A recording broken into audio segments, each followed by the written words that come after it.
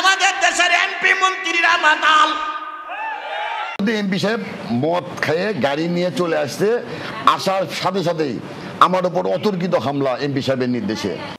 আপনাদেরই বগুড়ায় আমরা দূর থেকে দেখতেছি নেতার ছেলে পুলিশ বাড়িতে। ছেলেকে আটকের খবর শুনে দলবল নিয়ে সেখানে সাংসদ রাগিবুল আহসান রিপু ও তার সমর্থকরা ছুটে গেলে বাধে বিপত্তি। নেতার ছেলে পুলিশ বাড়িতে, সেই পুলিশ বাড়িতে নেতা ছাড়ে আনতে যেয়ে কোপাকুপি হইয়ে এখন বিরাট মামলা চলতেছে।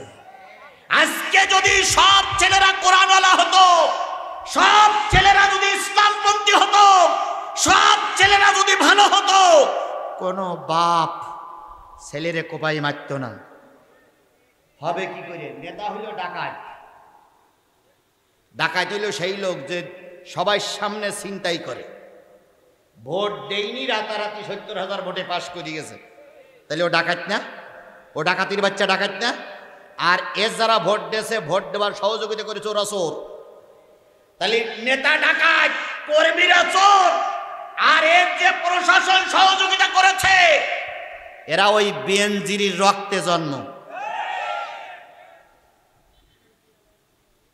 তাহলে যদি উপরে সিঁড়ি এইরকম হয়, আবার এনারা এসে কয় ভাইরা আমার, বোনেরা আমার, মাদকের ছড়াছড়ি হয়েছে, অথচ যদি কি বলে ওর গাল চেক করা হয় তো মানে মদ টেনে ওইতি। ওয়ালাকাদ কাররামনা বানি আদম, আমি বনি আদমকে অত্যন্ত সম্মানিত করে তৈরি করেছি। সুবহানাল্লাহ বলেন। লাকাদ খলাকনাল ইনসানা ফি আহসানি তাকবীম, আমি মানুষকে সুন্দর অবয়ব দিয়ে, সুন্দর বডি দিয়ে, সুন্দর কি বলে চেহারা দিয়ে, যেখানে যেটা ফিট করার সেখানে সেটা দিয়েই তৈরি করেছি। কে বলেছেন? সৃষ্টির শ্রেষ্ঠ জীব কারা? আপনারা কি মানুষ? সবাই বলেন আপনারা কি মানুষ? যারা দাঁড়াই আছেন আপনারাও কি মানুষ? যারা দোকানে আছে ওনারাও কি মানুষ? তাহলে আমরা সবাই কি সৃষ্টির শ্রেষ্ঠ জীব? কে বলেছেন? আল্লাহ। এবার বলুন তো আপনার শ্রেষ্ঠত্ব কোথায়? আপনি যদি একটা হাঁসের সঙ্গে তুলনা করেন, হাঁসের একটা বাচ্চা হলো, আপনারও একটা বাচ্চা হয়েছে। আপনার মানে আপনার স্ত্রী। তো স্ত্রীর একটা বাচ্চা হয়েছে আর হাঁসের একটা বাচ্চা ফুটলো। দুইটা বাচ্চার ভিতরে আপনার বাচ্চাটা শ্রেষ্ঠ না দুর্বল? দুর্বল। হাঁসের বাচ্চাটা যেদিন জন্ম নিল সেদিনেই কি করতে শিখলো? হাঁটা শিখলো, খাইতে শিখলো। আর আপনার আমার বাচ্চাটা ক্ষুধা লাগলে কি করে? তাহলে ও জন্মের পরেই হাঁটতে শিখলো, খাইতে শিখলো, আর আমারটা ট্যাটা করতে শিখলো। তাহলে আমার চাইতে, আমার বাচ্চার চাইতে ও এখন সবল। এইবার আমার বাচ্চাটার পানিতে ফেলাই দেন, হাঁসের বাচ্চাটারও পানিতে ফেলাই দেন, ডুববে কোনটা? মানুষেরটা। আর হাঁসের বাচ্চা কিন্তু ঠিকই সাঁতার দিয়ে চলে আসবে। অথচ আপনি আমি সৃষ্টির শ্রেষ্ঠ জীব। মুরগির বাচ্চা হয়েছে, মানুষের বাচ্চা হলো। মুরগির বাচ্চা জন্মের পরেই মা মাটিতে ঠোক দিল, ও চাউল খুদ খেতে শুরু করলো। আর আপনি আমি মানুষ, কখন মা খেতে দেবে সেই অপেক্ষায় রয়েছি। কথা বলেন ঠিক না বেঠিক? তাহলে আপনি শ্রেষ্ঠ কেন? আল্লাহ বলতেছে যাকে তোমার উপকারের জন্য তৈরি করলাম সে খাইলো, কিছুদিন পরে তার খেদমত নিয়ে তুমি তাকে খেয়ে শেষ করলে। আর তোমার বয়স যখন 10 বছর হলো, তখন তুমি যখন একবার তোমার জবান দিয়ে বলো আল্লাহ তুমি আমাকে সৃষ্টি করেছো, সুন্দর চেহারা দিয়েছো, আলহামদুলিল্লাহ, আল্লাহ বলেন আমি বড় খুশি হয়ে যাই। এই জন্য যে আল্লাহ পাক আপনাকে আমাকে তৈরি করলেন, সৃষ্টির শ্রেষ্ঠ বানালেন, সেই আল্লাহর শুকরিয়া। আসতে না জোরে? সকলে মিলে বলছি আলহামদুলিল্লাহ। আলহামদুলিল্লাহ। বিশ্ব মানবতার শ্রেষ্ঠ বন্ধু, যিনি সর্ব বিষয়ে আমাদেরকে গাইডলাইন দিয়ে গেছেন। আল্লাহর নবী কিয়ামতের দিন সবার আগে উঠবে। কথা বলেন ঠিক না বেঠিক? আল্লাহর নবী সাল্লাল্লাহু আলাইহি সাল্লাম যেখানেই ঘুমায় আছে, ফেরেশতা কিছু তৈরি করার পরে আল্লাহ বলবেন, ফেরেশতারা সবার আগে আমার নবীকে তোমরা আমার সামনে নিয়ে এসো। নবীজির রওজার পাশে ফেরেশতারা চলে যাবে, ইয়া রাসূলুল্লাহ, ইয়া হাবিবাল্লাহ, ইয়া রাহমাতাল লিল আলামিন, ইয়া শাফিয়াল মুজনাবিন, আল্লাহ আপনাকে ডেকেছে, আপনি কবর থেকে উঠুন। কবরটা ফেটে যাবে, নবী মাথা উঁচু করে দেখবে গোটা রোজে মহাশরের ময়দানে কেউ নাই, একটা উম্মতের কোনো পদধ্বনি পাওয়া যায় না। নবীজি মাথাটা নিচু করে কবরে শুয়ে পড়বে, জিবরিল আমিন বলবেন আল্লাহ ডেকেছে, এবার চলুন। নবীজি বলবে, জিবরিল তুমি চলে যাও, আমার সব গুনাহগার উম্মতগুলোরে জাহান্নামে দিয়ে আল্লাহ আমাকে ডেকেছে, আমি ওই রোজে মহাশরের ময়দানে যাব না। আল্লাহ ডাক দিয়ে বলবে, হাবিব বিচার এখনো শুরু হয় নাই, কাউকে রোজে মহাশরের ময়দানে উঠানো হয় নাই, সবার আগে তোমাকে উঠানো হচ্ছে, তুমি চলে এসো। আমি আল্লাহ কথা দিলাম, যার জন্য তুমি আজকে সুপারিশ করবে আমি আল্লাহ তাকে মাফ করে জান্নাতে দিয়ে দেব। তাহলে নবী কবরের থেকে মাথা উঠেই কাদের জন্য কথা বলবেন? আপনারা তো সেই উম্মত নাকি? আমরা তো সেই উম্মত, কথা বলেন ঠিক না বেঠিক? আমার ভাইয়েরা, অতীতের সব নবীদের বেলায় রোজা ছিল, অতীতের সব নবীদের বেলায় রোজা ছিল কয় রাকাত? অতীতের নবীদের বেলায় তারাবি ছিল। তারাবি তো অনেক পড়লেন। অতীতের নবীদের বেলায় কয় রাকাত করে তারাবি ছিল? 8 রাকাত না 12 রাকাত? 20 রাকাত। আলামিন ভাই বলেছে 20 রাকাত।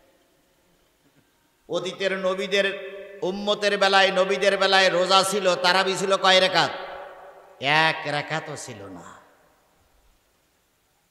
কুতিবা আলাইকুমুস সিয়াম কামা কুতিবা আলাল লাযিনা মিন ক্বাবলিকুম, অতীতের লোকের জন্য রোজা ছিল, কিন্তু কি ছিল না? তারাবি ছিল না। অতীতের উম্মতের জন্য রোজা ছিল, কিন্তু অতীতের উম্মতের জন্য সেহারি ছিল না। সেহারি কেমন ছিল? সন্ধ্যাবেলা খানা পিনা শুরু করলো, যতক্ষণ জেগে থাকবে ততক্ষণ খাবে। একবার যদি ঘুমিয়ে পড়ে সারা রাতের ভিতরে আর খাওয়া যাবে না।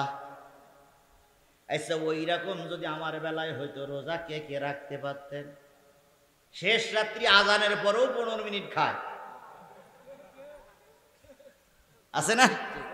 আজানের পরেও 15 মিনিট খায়, তারপর 2টা-2.5টা বাজলে কয় হুজুর আর পারি না। তাহলে তাদের বেলার রোজা আর আমাদের বেলার রোজা? নতুন বিয়ে করার 3 দিন পরে রোজা শুরু হলো। দাউদ আলাইহিস সালাম বলে দিলেন, মুসা আলাইহিস সালাম বলে দিলেন, ঈসা রুহুল্লাহ বলে দিলেন, তুমি রোজাদার, রাতেও স্ত্রীর ধারে কাছে যাইতে পারবা না, দিনের বেলাও পারবা না। যদি ভুলেও যদি স্ত্রীর ধারে কাছে যাও আর স্ত্রীর গায়ে যদি টাচ করো, তাহলে 60টা রোজা রাখা লাগবে। রাতে, দিনের বেলায় তো যাওয়া যাবেই না, রাতেও যাওয়া যাবে না। আচ্ছা, এইরকম রোজা যদি আপনার আমার বেলায় হইতো, তাহলে বুড়োও রোজা রাখতো না। এই কয়েকদিন আগে দেখলাম এক বুড়ো বিয়ে করেছে এক অল্প বয়সের মেয়ে। সব মোস্তাক তো আর এক বুড়ো নাকি খেলা শুরু করিস। কত বুড়ো যে এখন এই কি বলে চুলকানি উঠতেছে, আল্লাহ ভালো। আবার বলে পাকা লেবুটির রস বেশি। ওরে বাবা! তাহলে এইরকম যদি হতো, তাহলে আমাদের রোজা রাখা কি হয়ে যেত? কষ্ট হয়ে যেত না? আল্লাহ রাব্বুল আলামিনের নবী আল্লাহর কাছে বললেন, আল্লাহ এগুলো একটু রুখসত করে দাও। আল্লাহ কোরআনের আয়াত নাজেল করে দিয়ে বললেন, নবী সূর্য উদয় থেকে সূর্য শুরু করে সূর্যাস্ত পর্যন্ত সকল প্রকার খানা পিনা আর সকল প্রকার যৌনচার থেকে বিরত থাকার নাম রোজা। তাহলে তারাবি অতীতের নবীদের বেলায় উম্মতের বেলায় কি ছিল? আমাদের বেলায় 20 রাকাত, 8 রাকাত, 12 রাকাত। এখন আবার তারাবি নিয়েই মারামারি। আজকে শুনতেছি 2 মহিষ না গরু, না 2 মহিষ, 1 মহিষ আর 1 গরু নাকি আজকে বহাস করবে। একজন হলো ওসামা আর একজনের নাম কি? বেরাদারে রাহুল। 2 জন আজকে নাকি বহাস করবে তারাবির নামাজ 8 রাকাত না 20 রাকাত। বাহাস আর খুঁজে পেলে না। 20 রাকাত তারাবি পড়লে কেউ জাহান্নামে যাবে, আবার 8 রাকাত পড়লে সে কি মুসলমানতে খারিজ হয়ে যাবে? তাহলে 8 রাকাত পড়লো মুসলমান, 20 রাকাত পড়লো মুসলমান। কথা বলেন ঠিক না বেঠিক? এই নিয়ে বিতর্ক করো তাদের বিরুদ্ধে যারা ইসলামের বিরুদ্ধে কথা বলছে। সম্মেলন করো তাদের বিরুদ্ধে যারা কোরআনের বিরুদ্ধে আইন তৈরি করছে। সম্মেলন করো তাদের বিরুদ্ধে যারা আল্লাহর আইন চায় না। সম্মেলন করো তাদের বিরুদ্ধে যারা আলেমদেরকে ধরে ধরে জেলে ঢুকাচ্ছে। সবগুলো চোখে দেখতে পাও না। কনে 20 টাকার তারাবি পড়বে না 8 টাকার তারাবি পড়বে, তাই ওনারা বহাস করবে, তাই আবার মাইকিং করতেছে, পোস্টারিং করতেছে। এই 2 গ্রুপের বেইন্দে উল্টো করে ঝুলানো বসি, এই 2 গ্রুপেরই বেইন্দে ঝুলানো বসি। কিসের বহাস? 20 টাকাত পড়তেছে সে আমার ভাই, আপনার 8 টাকাত পড়েন আপনিও আর ভাই। কথা বলেন ঠিক না ঠিক? নামাজি লোকের সঙ্গে বহাস নাই, বহাস যদি বসতে চাইবে নামাজির সঙ্গে বসতে হবে। তো যাই হোক, 20 টাকার তারাবি আমাদের জন্য সুন্নত করা হলো। কথা বলেন ঠিক না ঠিক? এই 20 টাকার তারাবি কেন করা হলো, কি লাভ? আল্লাহ নবী বলেছেন আমার উম্মতেরা বয়স কম পাবে। এই 20 টাকার তারাবি নফল সুন্নত নামাজ যারা পড়বে, কিয়ামতের দিন যখন ফরজ নামাজ কম পড়ে যাবে, এই তারাবি নফল সুন্নত দিয়ে আল্লাহ পাকের নবীর উম্মতদেরকে আল্লাহ পাক জান্নাতে দিয়ে দেবে। 10 বছর বয়স থেকে নামাজ ফরজ ছিল, তাই না ভাই? 10 বছর বয়সের থেকে এই পর্যন্ত যার যা বয়স, এক ওয়াক্ত নামাজ কাজা হয়নি এরকম লোক হাত তুলতে পারবেন? তাহলে আমাদের কিছু নামাজ ঘাটতি আছে। এই ঘাটতিগুলো এই তারাবি দিয়ে, এই সুন্নত দিয়ে, এই নফল দিয়ে, এই ওয়াজিব নামাজ দিয়ে পূরণ করা হবে। এই জন্য যে যত সুন্নত, যে যত নফল পড়তে পারবেন, কিয়ামতের দিন সে সবার আগে জান্নাতে যেতে পারবেন। তাহলে এখানে যদি 20 টাকাতে একজন পড়ুক, আপনার ভালো লাগতেছে না, আপনি 8 টাকা পড়েন, কিন্তু ওর পিছনে গুতাচ্ছেন কেন আপনি? আল্লাহ আমাদের বোঝার তৌফিক দিক। আমার ভাইরা, আমি কিন্তু কারোর বিপক্ষে বলতেছি না, কারোর পক্ষেও নয়। আমি সঠিক কথাটা বলে আপনার ধর্মের পক্ষে রাখার জন্য চেষ্টা করছি।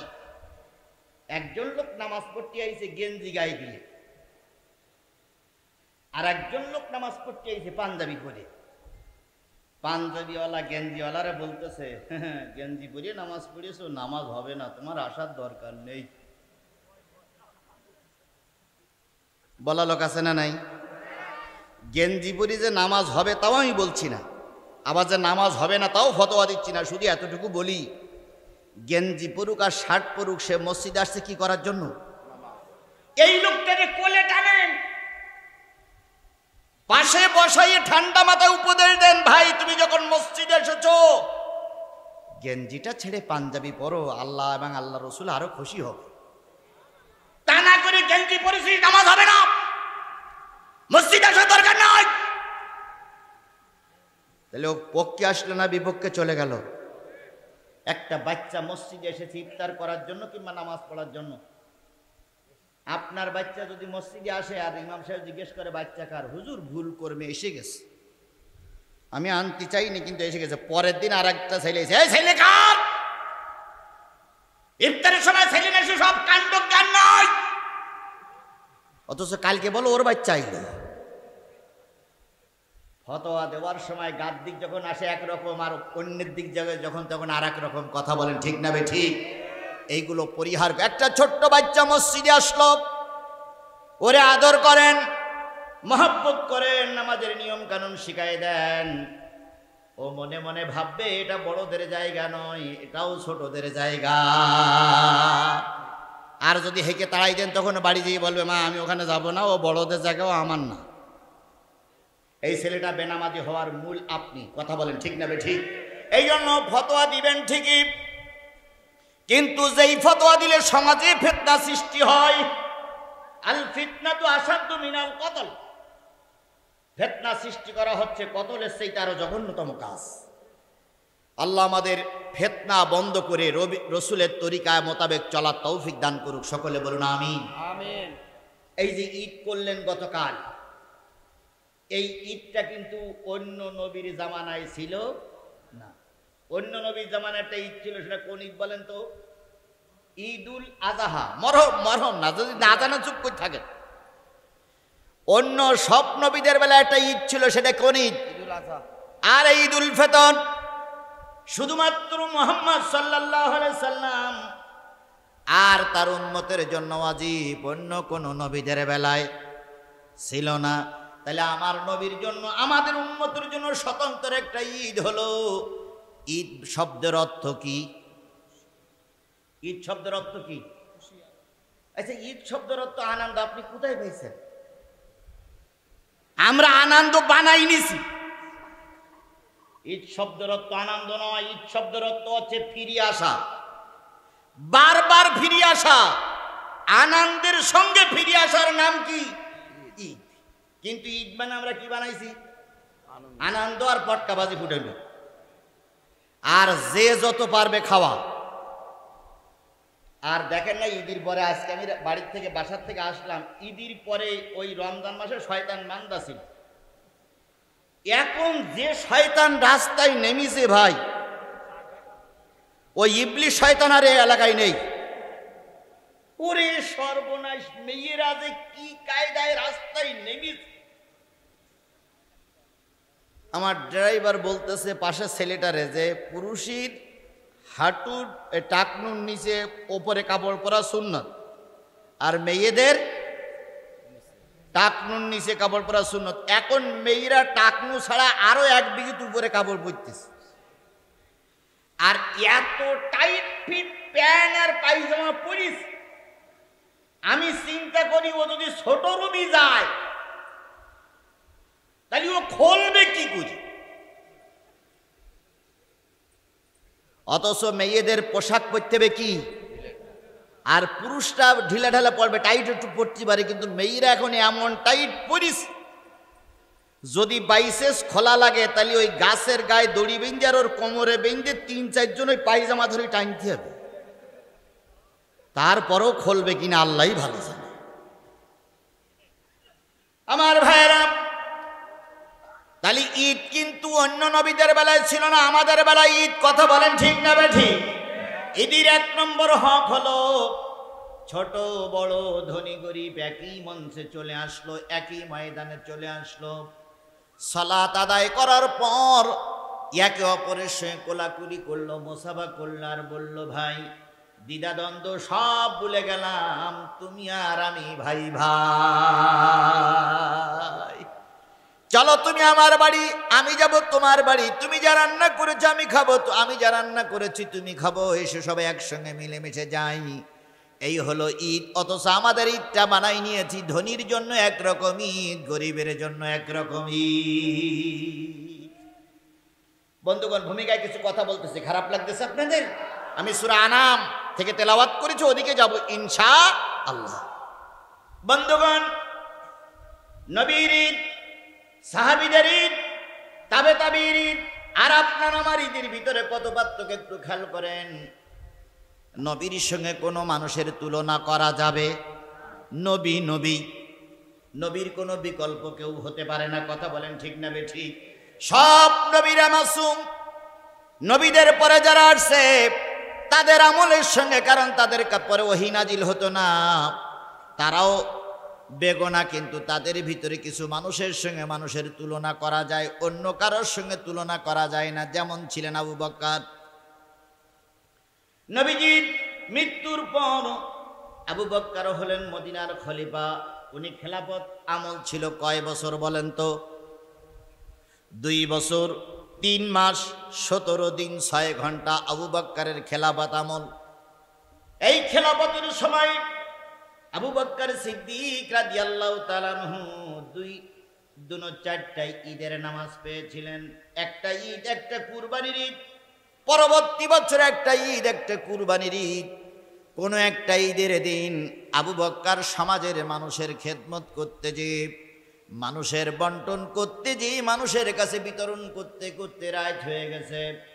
ঘরে ফিরে দেখে আবু বকরের স্ত্রী দরজার পাশে চুপ করে বসে আছে, চোখের পানিগুলো টপ টপ টপ টপ করে জমিনে পড়তেছে। আবু বকর সিদ্দিক ঘরে ঢুকে স্ত্রীর মন খারাপ, জিজ্ঞেস করলেন উম্মে রুম্মান, আগামীকাল ঈদের দিন, খুশির দিন, গোটা মদিনার ঘরে ঘরে আনন্দ। 1 মাস সিয়াম সাধনা করার পর তাদের ইবাদত কবুল হয়েছে, আনন্দ করবে, ফুর্তি করবে, ঈদ আসবে, ঘরে ঘরে আনন্দ আসবে, কিন্তু তুমি কাঁদতেছো। উম্মে রুম্মান আবু বকরের হাতখানা ধরে ঘরে নিয়ে গেলেন। যেয়ে দেখে কয়েকটা বাচ্চা ঘরের ভিতরে আছে, প্রত্যেকটা বাচ্চার চোখের পানি এখনো শুকায়ে যায়নি। বাচ্চাগুলো কাঁদতে কাঁদতে কখন জানি ঘুম পড়েছে। আবু বকর বলেন, উম্মে রুম্মান কি দেখাচ্ছ? কয় কালকে ঈদ, মদিনার বহুত ঘরে নতুন কাপড় কেনা হয়েছে, নতুন রকমারি খাবার আইটেম করা হয়েছে, কিন্তু দুর্ভাগ্য, হতভাগ্য আমার সমাজ, আমার সন্তানেরা, আবু বকরের ঘরে কোনো নতুন জামা নাই, আবু বকরের ঘরে নতুন কোনো খাবার নাই। অথচ আবু বকর সিদ্দিক রাদিয়াল্লাহু তাআলা আনহু মদিনার কি? এই মুসলমান কথা বলেন, মদিনার কি? আরো জোরে বলেন, মদিনার কি? খলিফা ইচ্ছা করলে তিনি একবার ইশারা করলে লক্ষ লক্ষ টাকা এসে যায়, খেজুর এসে যায়, সোনা এসে যায়, কিন্তু সকলের ঘরে আনন্দ চলছে। আবু বকরের ঘরে আনন্দের জায়গায় কি চলছে? কান্নার রোল চলছে। সামান্য একটা পুলিশের আইজি, র্যাবের মহাপরিচালক ছিলেন বেনজির আহমেদ। কি আহমেদ? বেনজির আহমেদ। উনি যে চাকরি করেছেন, সেই চাকরির টাকা এক জায়গায় করলে, সারা জীবনের টাকার পেনশন এক জায়গায় করলে খুব বেশি হলে 2 কোটি টাকা এক জায়গায় হতে পারে। অথচ ওনার এখন সম্পদ হলো 40,000 কোটি টাকার উপরে। এই টাকাগুলো সব জিবরাইল আর মিকাইল দিয়ে গেছে। জিবরাইল আর মিকাইল দিয়ে গেছে। সব কাদের টাকা? জোরে বলেন, কাদের টাকা? জনগণের টাকা খেয়ে কোটি কোটি টাকার সম্পদের মালিক হয়েছ। আজকে সরকার তোমার সাপোর্ট করছে, একদিন এই সরকার থাকবে না। তোমাদের মতন নেতাদের বুড়ি ফেলে ফেলে জনগণ টাকা বাহির করবে। আর এই কথাগুলো বললে কিছু লোকের মুখ টুক কালো হয়ে হনুমানের মতন হুম করে বসে থাকে, আর কয় হুজুর আসে আবার রাজনীতি করে কেন? চামড়া খুলিয়ে ফেলবো। জনগণের টাকা খেয়ে কোটি কোটি টাকার মালিক হওয়ার আমরা বলতে পারবো না এটা আমার টাকা। কথা বলেন ঠিক না? ঠিক। ভ্যানওয়ালার টাকা, রিক্সাওয়ালার টাকা, মসজিদের টাকা আত্মসাৎ করা, টাকা মাদ্রাসার টাকা আত্মসাৎ করা, যে যা খেয়েছ প্রতিটা টাকার হিসাবে কালো দেওয়া লাগবে, পরকালেও দেওয়া লাগবে।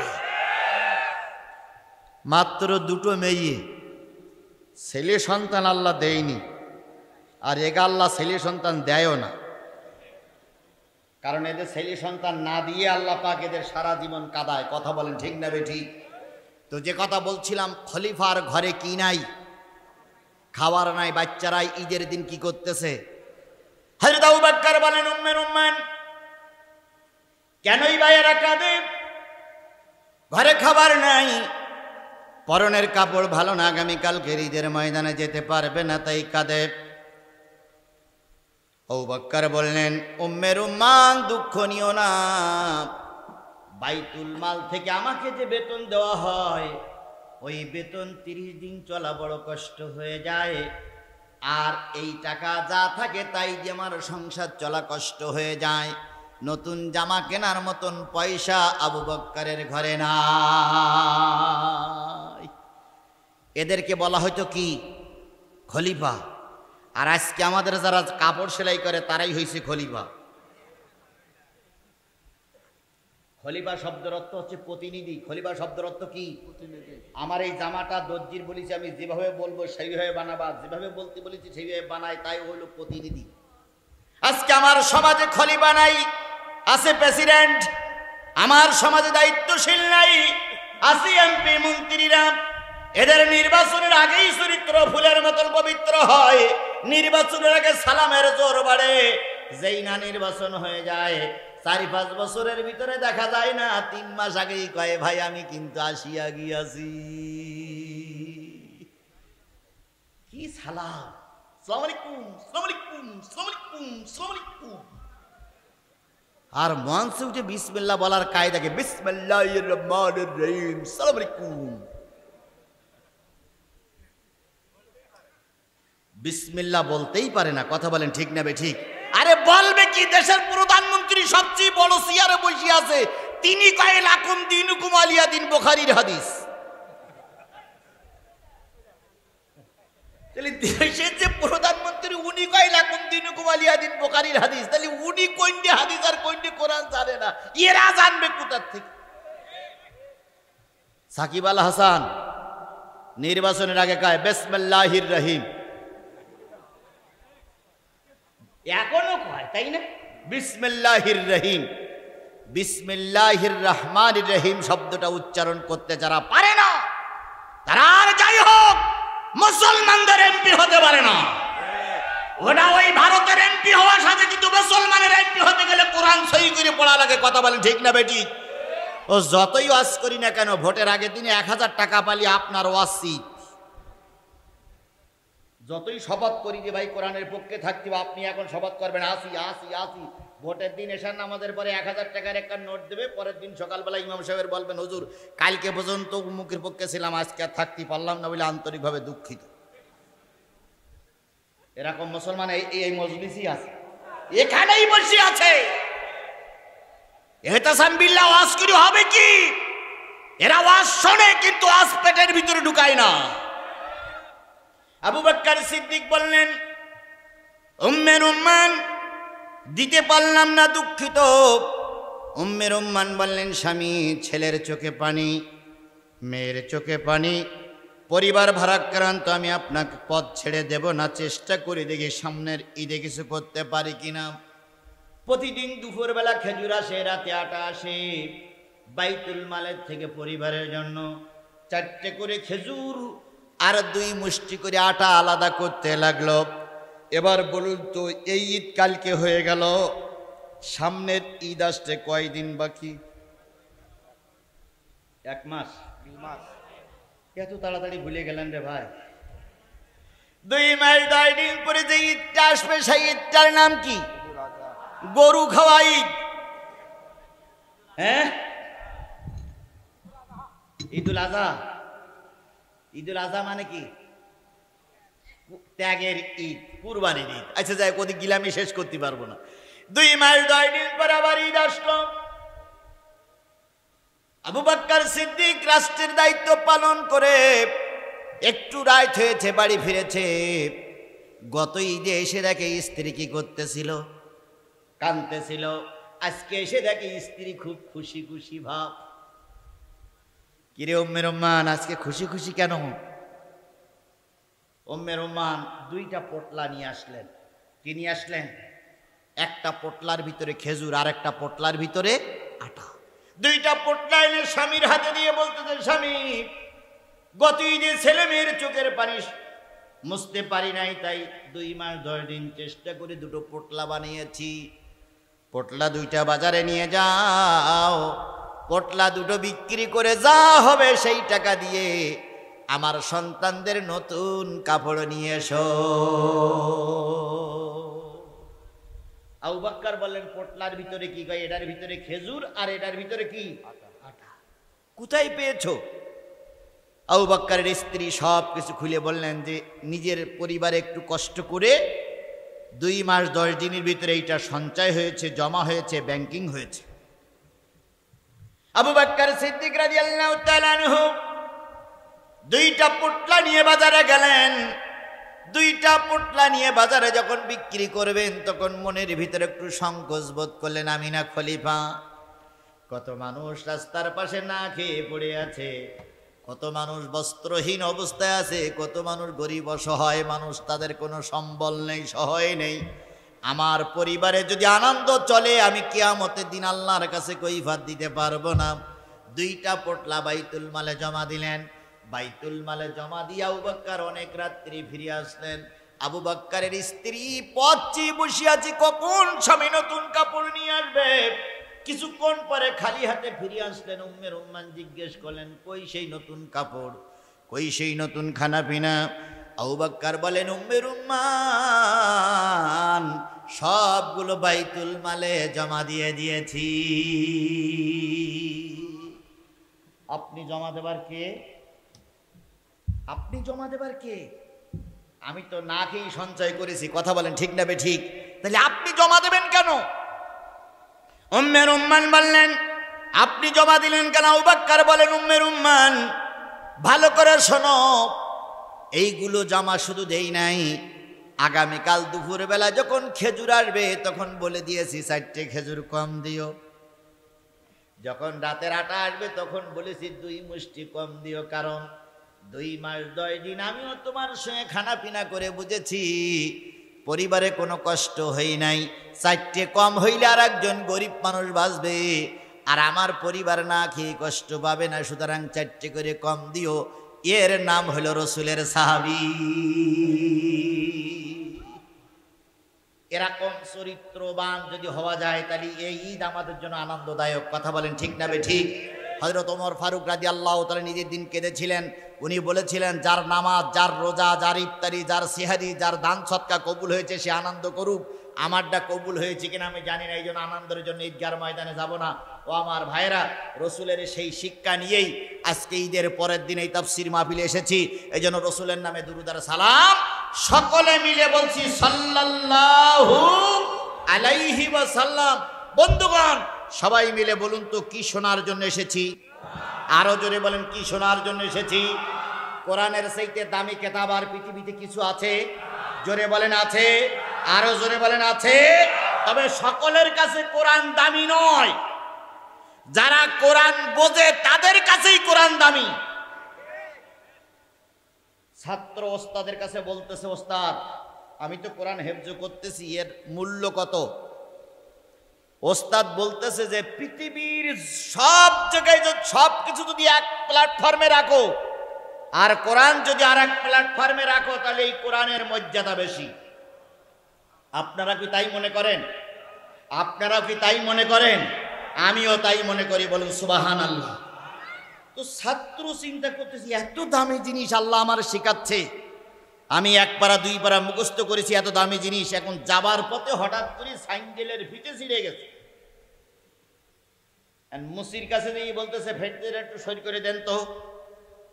তো মুসি ফিতেটা জুত করে দেওয়াছে, দেওয়ার পরে বলতে টাকা দাও। ছাত্র এবার বুকে হাত বেঁধে বলতেছে, আউযু বিল্লাহি মিনাশ শাইতানির রাজিম, বিসমিল্লাহির রহমানির রহিম, আলহামদুলিল্লাহি রাব্বিল আলামিন, আর রহমানির রহিম, মালিকি ইয়াউমিদ্দিন, ইয়াকা না'বুদু ওয়া ইয়াকা নাস্তাইন, আলিফ লাম মিম, যালিকাল কিতাবু লা রাইবা ফি। মুসিবত যাই, থাম থাম থাম থাম, আমি তোর কাছে টাকা চাইছি, তুই বাউ বাউ করতেছিস কেন? টাকা ফেল। তাই তো হুজুর যে বলল পৃথিবীর সবচেয়ে দামি কিতাব হইল কোরআন, ওসব বুঝিনি, 1 টাকা দেওয়ার দরকার 1 টাকা দিয়ে যায়। এখন জুতো রেখে হুজুরের কাছে বলতে, হুজুর আপনিও মিথ্যে কথা বলেন। হুজুর বলতেছে, কেন? ভাই আপনি যে বলেন সবচেয়ে দামি, একটু জুতোর ফিতে সরি করেছি, সূরা বাকারার খানিকটা পড়েছি, সূরা ফাতিহা পড়েছি, তারপরে বলে টাকা দেন, তাহলে দামি হইল কি করে? হুজুর বলতেছে, বাজান একটু অপেক্ষা কর। হুজুর বাক্সটা খুললো, আলমারিটা খুলে একটা লোহার মতন একটা মার্বেল বাহির করলো। বাহির করে বলতেছে, বাজান রে, দোকানে যা, বাজারে যা, বাজারে যাচাই বাছাই করবি, কিন্তু মার্বেলটা যেন বিক্রি করিস না, শুধু শুনিয়ে আসবি কে কত দাম বলে। মার্বেলটা নিয়ে ছাত্র 2 পাড়ার হাফেজ তরকারির দোকানে যেয়ে বলতেছে, ভাই এটা কিনবেন? তরকারির দোকান থেকে বলতেছে 100 গ্রামও হবে না, আর ওই 100 গ্রাম এমনি আমি ফাও দেই। কি যদি পুঁই শাক নেন তো 100 গ্রাম ফাও দেবে না? আলু নিলেও একটু টান দেয়, ও আমার দরকার নেই, নিয়ে যা নিয়ে যা। দোকান তাইছে চাউলের দোকানে, চাউলের দোকানদারের কাছে বলতে কিনবেন? কাছে না, ও 50 গ্রাম হবে, ও আমার 50 গ্রাম এমনি আমি ছাড় দেই, নেব না, চলে যা। কামারের দোকানে গেছে, কি বলতে ও তো ছুরিও হবে না, দাও হবে না, চলে যা। ছাত্র চলে আসতেছে, হঠাৎ করে এক স্বর্ণকারের দোকান পড়েছে, স্বর্ণকারের কাছে যেয়ে বলতেছে, ভাই এটা কি কিনবেন? স্বর্ণকার হাতে নিয়ে একটা ঘষা দিয়ে বলতেছে, সর্বনাশ, তুই আমার কোলে আয়, এত দামি জিনিস কই পালি, কত টাকা তুই নিবি? ছেলে তখন বলতেছে, তরকারি আওলা চিনল না, চাউল আওলা চিনল না, মুদি দোকানদার চিনল না, কামারও চিনল না, এত দাম দিতে নিতে চাইল, তাহলে মনে হয় জিনিসটা ভালো। ছাত্র কয় বিক্রি হবে না, কয় কত লাখ নিবি শুধু বল। এবার ফিরে আসার পর ওস্তাদ বলতেছে, কি হয়েছে? কয় হুজুর 5 দোকান খুঁজলাম, 4 দোকানওয়ালারা তাড়াই দিল, একটা লোক কদরের সঙ্গে দাম দিতে চাইলো, কিন্তু আমি দেই নাই, ফিরাই নিয়ে আসছি। হুজুর তখন বুকের ভিতরে জড়াই ধরে বলতেছে, বাজান রে, এই 5 জনের ভিতরে যে এই সোনাটারে চিনেছে, তার কাছে এই সোনার মূল্য অনেক বেশি। কথা বলেন ঠিক না বেঠিক? ও আমার ভাইরা, এই কোরআন কিন্তু মুসির কাছে প্রিয় না, এই কোরআন কিন্তু সুদখোরের কাছে ভালো লাগবে না। কথা বলেন ঠিক না বেঠিক? এই কোরআন যাদের জন্মের সমস্যা আছে তার কাছেও ভালো লাগবে না, যার বাবা ভালো, মা ভালো, যার রক্ত ভালো, যার জন্ম ভালো, তাদের কাছেই কেবল কোরআন ভালো লাগবে।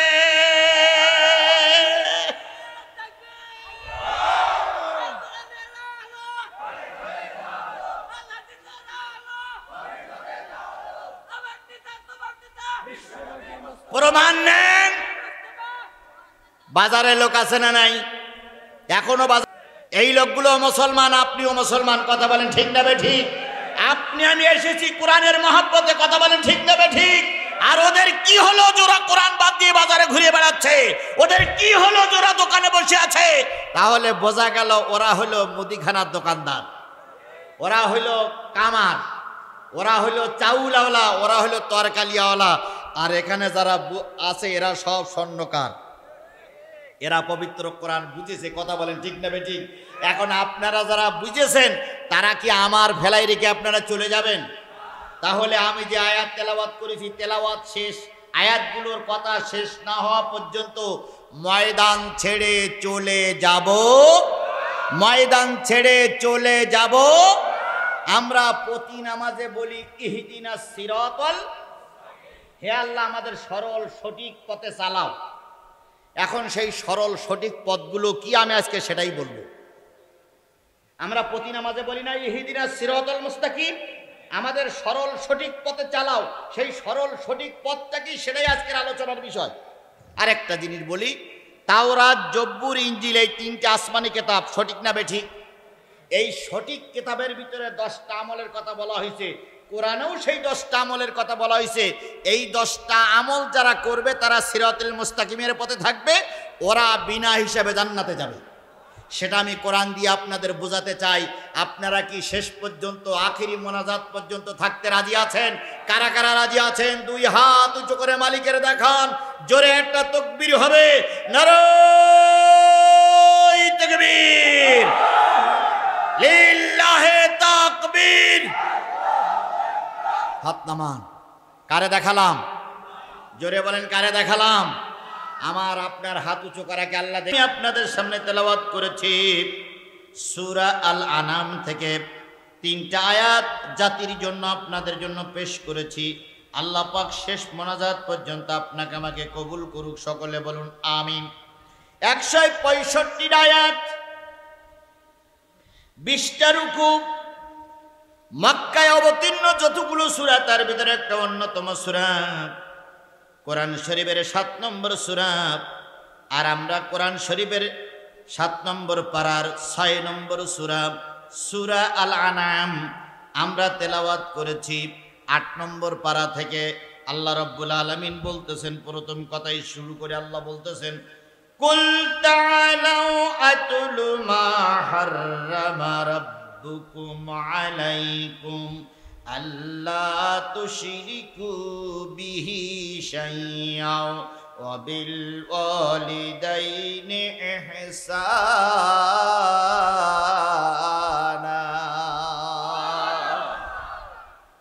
হে নবী, আপনি পাঠ করে শোনান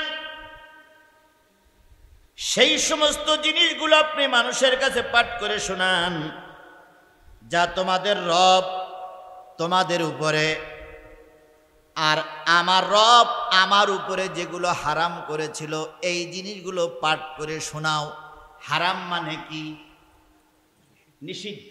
আল্লাহ যেগুলো নিষিদ্ধ করেছেন তোমরা তোমাদের মতন ইহুদিদের জন্য, আমাদের মতন মুসলমানদের জন্য, সেইগুলো পাঠ করে শোনাও, মানুষের কাছে পাঠ করে শোনাও। সেগুলো কি? আল্লাহ তুশরিকু বিহি শাইয়ান, সকল ধর্মের জন্য আমি আল্লাহ বলে দিলাম, খবরদার খবরদার আল্লাহর সঙ্গে শরীক করবে না। ইহুদিদের জন্য শরীক করা কি? হারাম। খ্রিস্টানদের জন্য আল্লাহর সঙ্গে শরীক করা কি? হারাম। আমাদের জন্য আল্লাহর সঙ্গে শরীক করা কি? এখন আমরা শরীক করি না? কেমন করি? বিরাট নামাজি চেয়ারম্যানকে দেখে বলতেছে, চেয়ারম্যান সাহেব, আপনি আমার রেশনের কার্ডটা যদি না দিতেন ছেলে মেয়ে সব না খেয়ে মারা যেত। তাহলে কার সঙ্গে শরীক করলাম? চেয়ারম্যান আমার খাওয়ানোর মালিক নয়, চেয়ারম্যান আমার পড়ানোর মালিক নয়, বাঁচানোর মালিক নয়। আমার বাঁচানোর মালিক কে? আরো যারা বলেন বাঁচানোর মালিক কে? বাংলাদেশে দুইটা দল আছে, একটা ডাইনপন্থী আর একটা বামপন্থী। যারা ডাইনপন্থী দল তারা মনে করে সকল ক্ষমতার উৎসকে। আরো জোরে বলেন, সকল ক্ষমতার উৎসকে, সকল ক্ষমতার মালিককে।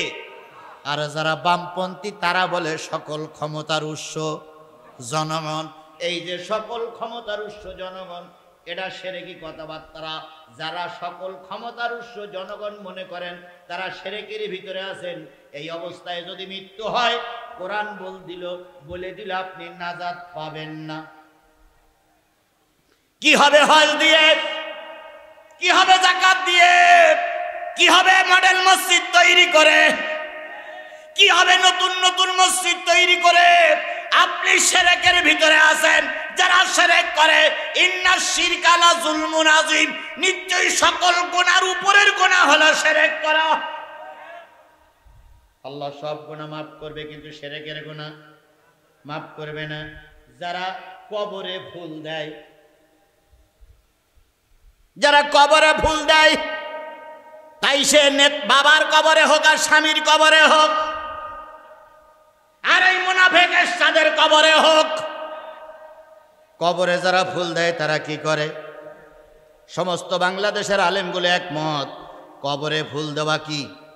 এই মুসলমান কথা বলেন না কেন? ঠাস ঠাস করে কথা বলবেন। আপনারা কি হাতে চুরি পরি বসে আছেন? খালি মুসলমান ঠাস ঠাস করে কথা বলবে। কবরে ফুল দেওয়া কি? জোরে বলেন, কবরে ফুল দেওয়া কি? এই শিরক যদি তুমি বন্ধ না করো তাহলে তোমার মৃত্যুর পরে আল্লাহ তোমারে ক্ষমা করবে না। অথচ এই শিরক আমাদের হর হামেশা চলতেই আছে। কয়দিন আগে চলে গেল 21শে ফেব্রুয়ারি,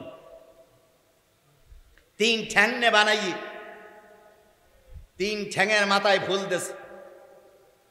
এই 3 ঠ্যাঙের মাথায় ফুল দেওয়াটাও কি শিরক? তাহলে কবরে ফুল দেওয়া শিরক, নেতার মাজারে ফুল দেওয়া শিরক, এরপরে 3 বেদির মাথায় ফুল দেওয়া শিরক। 26শে মার্চে যে সমস্ত কাজগুলো করতেছেন বাংলাদেশের সব আলেম ওলামা একমত, এগুলো শিরক। এই শিরক মুক্ত জীবন যদি না হয়, তুমি হাসিয়ে বলে কি হবে? আল্লাহ তোমারে মাফ করবে না। আর আমাদের দেশের হুজুররাও তথাকথিত কিছু 5 আটা হুজুর, 5 আটা গোলাম, এরা ওইগুলো উদ্বোধন করে।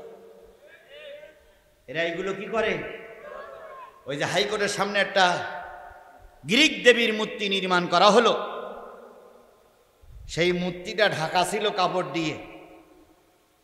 যেদিন উদ্বোধন হলো সেদিন বড় এক হুজুর যাইয়ে সেই যে দোয়া করতেছে, আল্লাহ এই মূর্তি যারা নির্মাণ করেছে তাদের ক্ষমতা পাকাপোক্ত করে দাও, আল্লাহ তাদের হায়াত বাড়িয়ে দাও।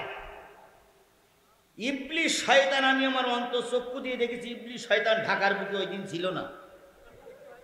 ইবলিস শয়তান সোজা উড়লতেছে আর পিছনের রাস্তা দিয়ে শুধু বুটবুট বুটবুট করে বাইক সরাচ্ছে। জনগণ জিজ্ঞেস করছে, যাও কই? কে? আমার সেই বড় শয়তান ওই মূর্তি উদ্বোধন করতেছে, ওইটি আগে মরুক তারপর আমি আসব। এরকম পাকা পাকা ইবলিস আমার সমাজে আছে না নাই? এই জন্য বন্ধুগণ, শিরক মুক্ত জীবন যাপন না করতে পারলে নাজাত পাওয়া যাবে। ঈমান আনার পরে সবচেয়ে বড় কাজ হলো শিরক মুক্ত জীবন। হযরতে বেলাল ঈমান আনলেন। কে ঈমান আনলেন? বেলাল ঈমান আনলেন। ঈমান আনার পরে টর্চারিং শুরু হলো, কম না বেশি? শুধু টর্চারিং নয়, শরীর থেকে কাপড়গুলো সব খুলে ফেললো। বেলালকে সম্পূর্ণ উলঙ্গ করা হলো। মরুভূমির ময়দানে শুধু মারি নাই, পায়ে দড়ি বেঁধে বেলালকে টানতে টানতে টানতে টানতে উত্তপ্ত মরুভূমির পরে নিয়ে গেল। বিরাট একটা পাহাড় বুকের পরে চাপিয়ে দিল। হযরতে বেলাল যখন নবীজির কাছে আসলেন, নবীজি দেখলেন বেলালের পিঠে প্রায় 1 বিঘতের মতন একটা গর্ত। নবীজি বললেন, বেলাল এত বড় গর্ত কিসের? বেলাল বলেন, ইয়া রাসূলুল্লাহ, ইসলাম গ্রহণ করার পরে কাফেরেরা আমার পর অত্যাচার করেছিল, আমার চর্বিগুলো গোশতগুলো সব খসে খসে পড়ে গেছে, আর ওই জায়গায় এত বড় গর্ত হয়েছে, সেই গর্ত আর কখনো পূরণ হয়নি। বেলালের পায়ে দড়ি বেঁধে টানতে টানতে টানতে টানতে ময়দানে নিয়ে যাওয়া হলো। হযরতে বেলাল ময়দানে নিয়ে যাওয়ার পর বেলাল যখন আর কোনো কথা বলতে পারে না, তখন বেলালের যিনি মনিব ছিলেন তিনি এসে বললেন, বেলাল একটিবারের জন্য তুই বল, আমি তোর রব, আমরা তোর রব।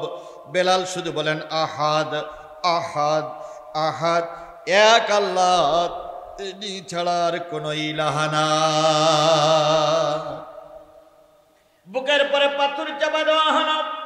বেলাল পাথর চাপা অবস্থায় পড়ে আছে। কাফেরেরা চলে গেল। হযরত আবু বকর সিদ্দিক রাদিয়াল্লাহু তাআলা সংবাদ পাইলেন। খুঁজতে খুঁজতে বেলালকে পাইলেন। বেলালের মালিকের কাছে চলে গেলেন, বেলালকে কত টাকায় বিক্রি করবে? বেলাল বিক্রি হয়ে গেল। আমার বন্ধু, জীবনের সব শেষ হয়ে গেল, কিন্তু বেলাল মুশরিক হয়ে মৃত্যুবরণ করে নাই। এর নাম হলো আল্লাহ তুশরিকু বিহি শাইয়ান, আল্লাহর সঙ্গে কোনো অবস্থায় শরীক করা যাবে না।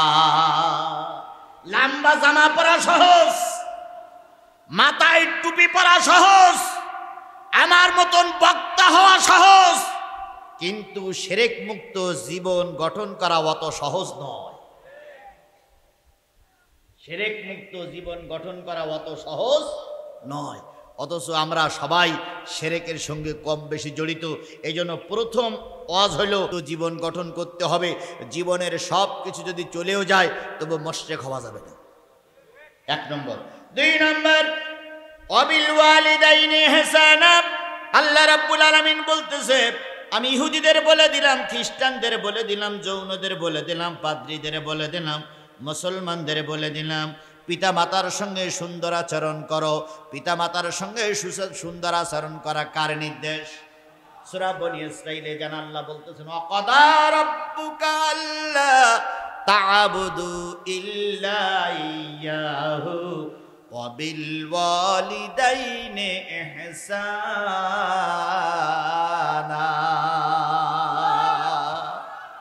কয়টা কথা হবে?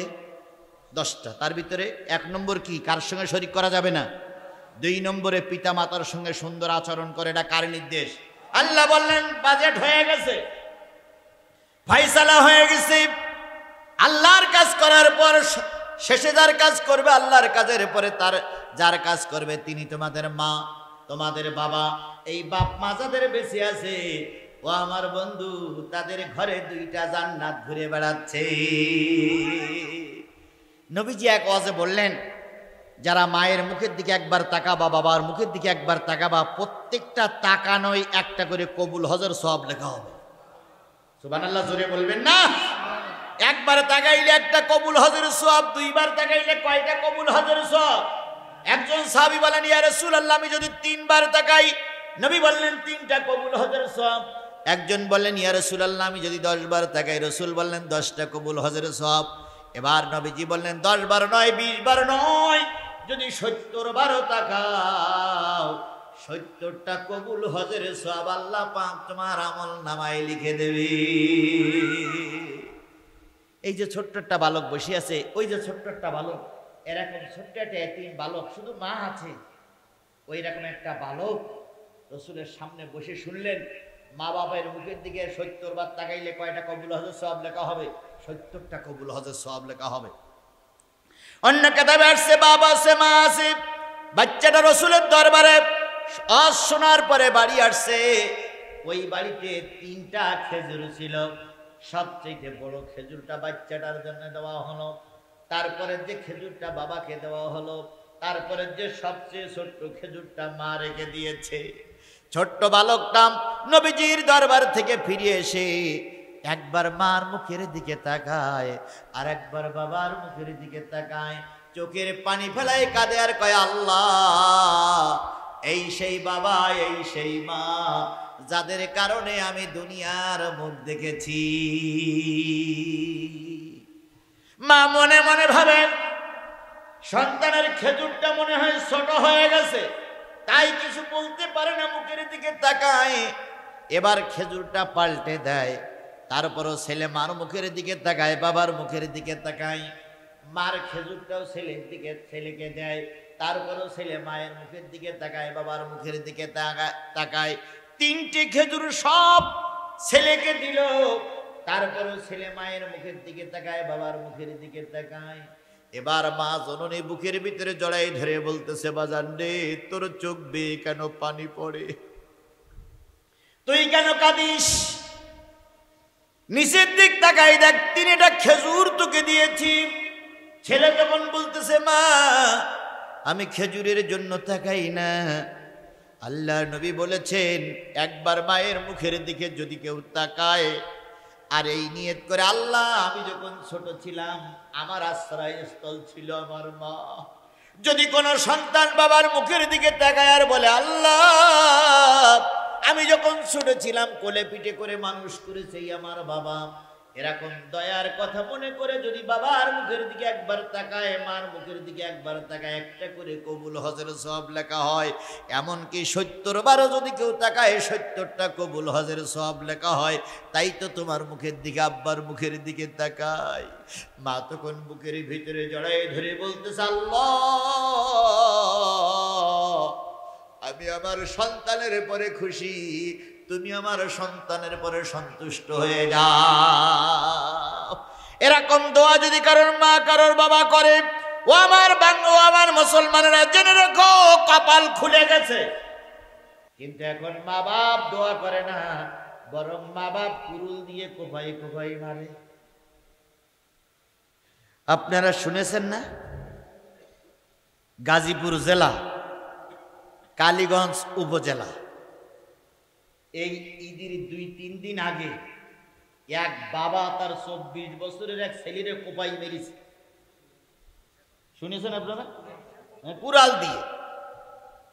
তাহলে কোনো বাপ মা কি চায় ছেলেরে মারতে?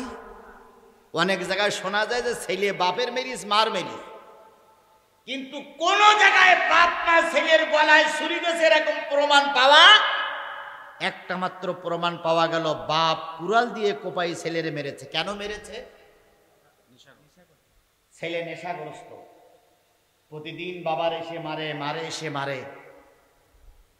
মারে মারে, আর বুড়ো বসে বসে দেখে, এই মদের টাকা দে, এই মদের টাকা দিয়ে এই মারে মারতে মারতে গহনাগাটি সব বিক্রি করা শেষ।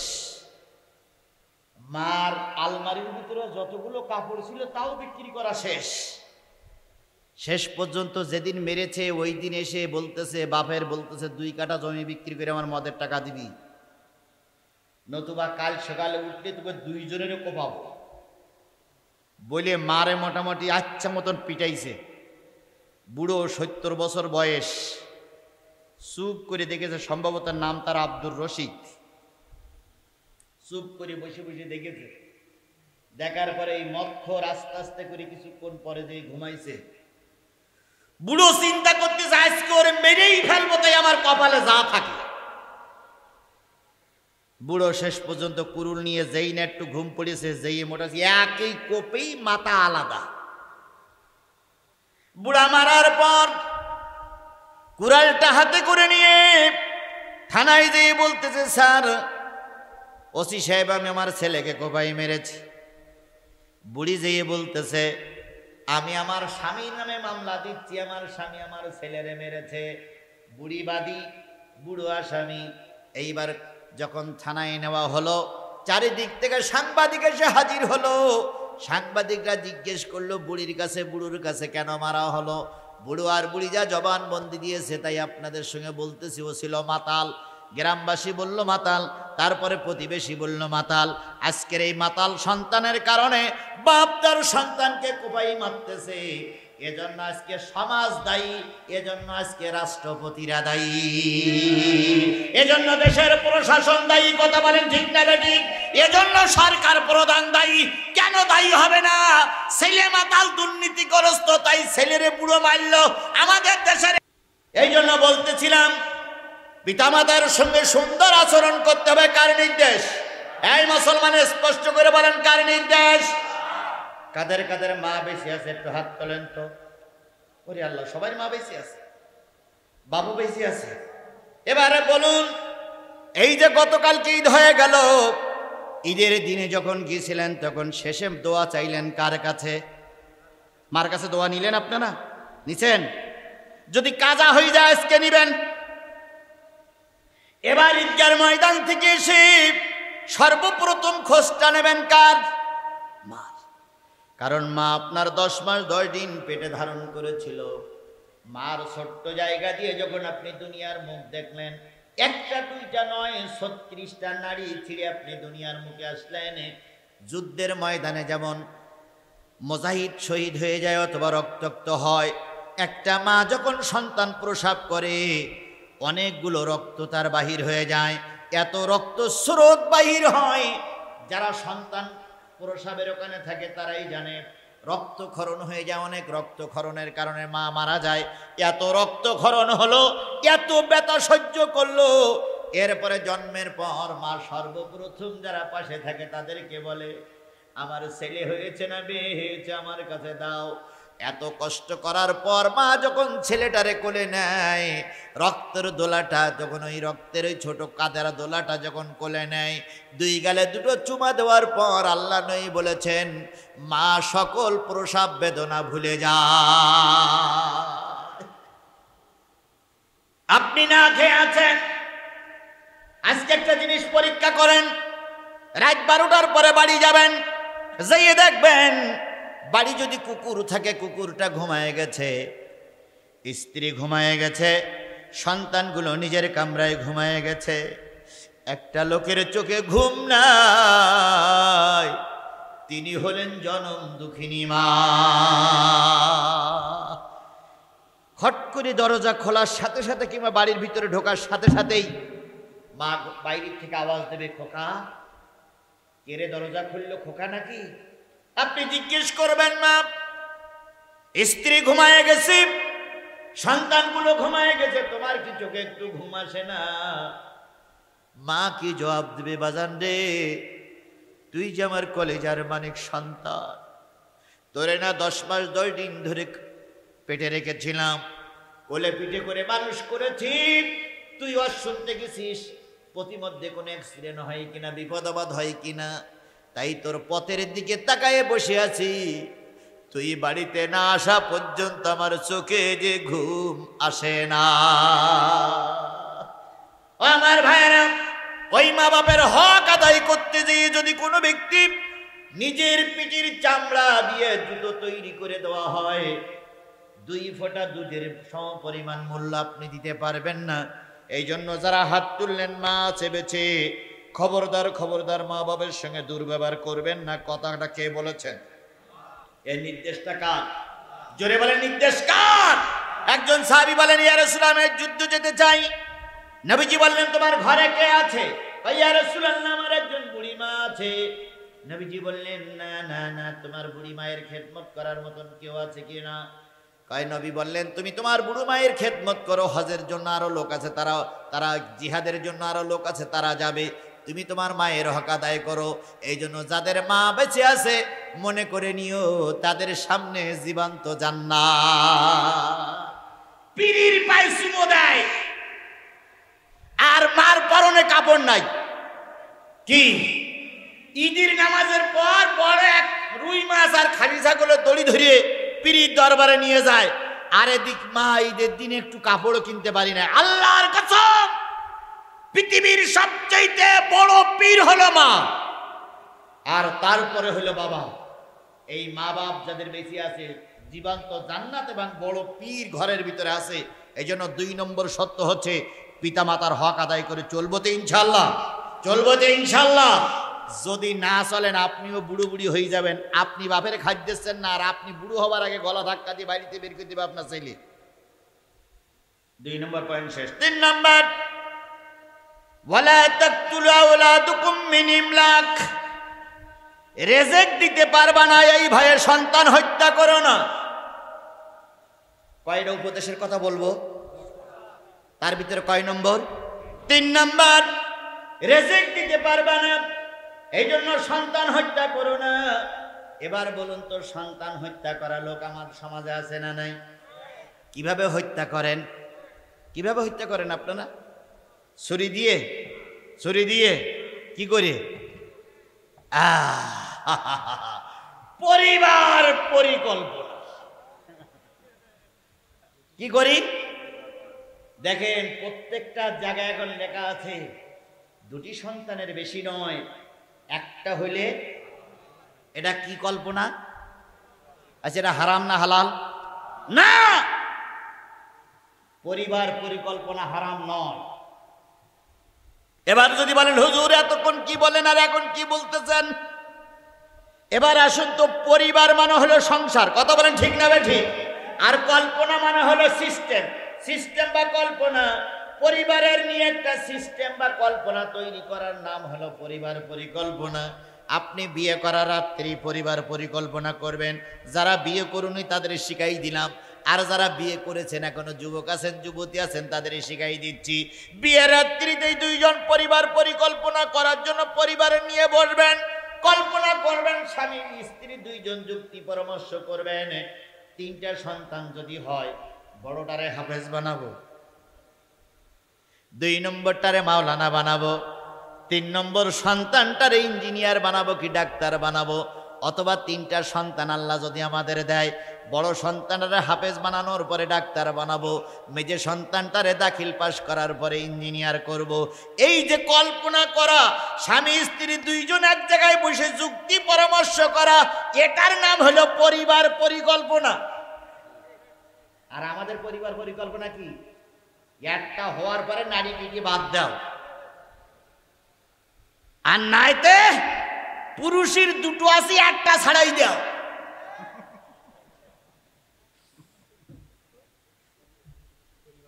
এর নাম কি?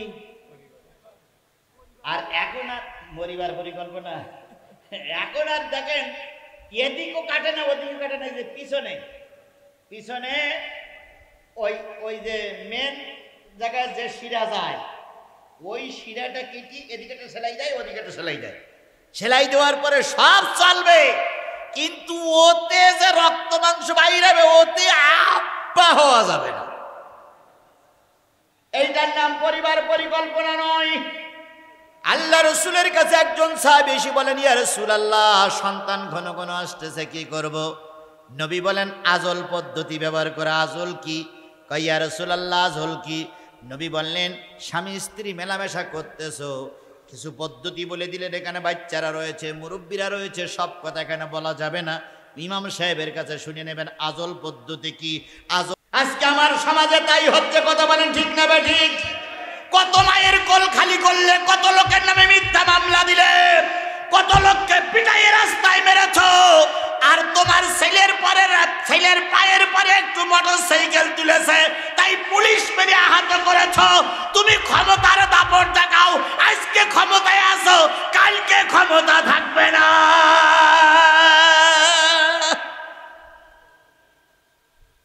হুজুর ওয়াজ ভালো করে করিয়েন না, তোমার বাড়ি যাইতে দেব না। তোমার জানাজা হুজুর দিয়ে হবে না, ও জানাজা মুসি দিয়ে পড়াই দিয়ে। আর যদিও আমরা জানাজা পড়াই উজু ছাড়া, বিনা উজুতি জানাজা দেব। কথা বলেন ঠিক না বে ঠিক? হুজুর দেখলি এখন চুলকানি হয়, আবার মরে গেলি ছেলে কয় হুজুর,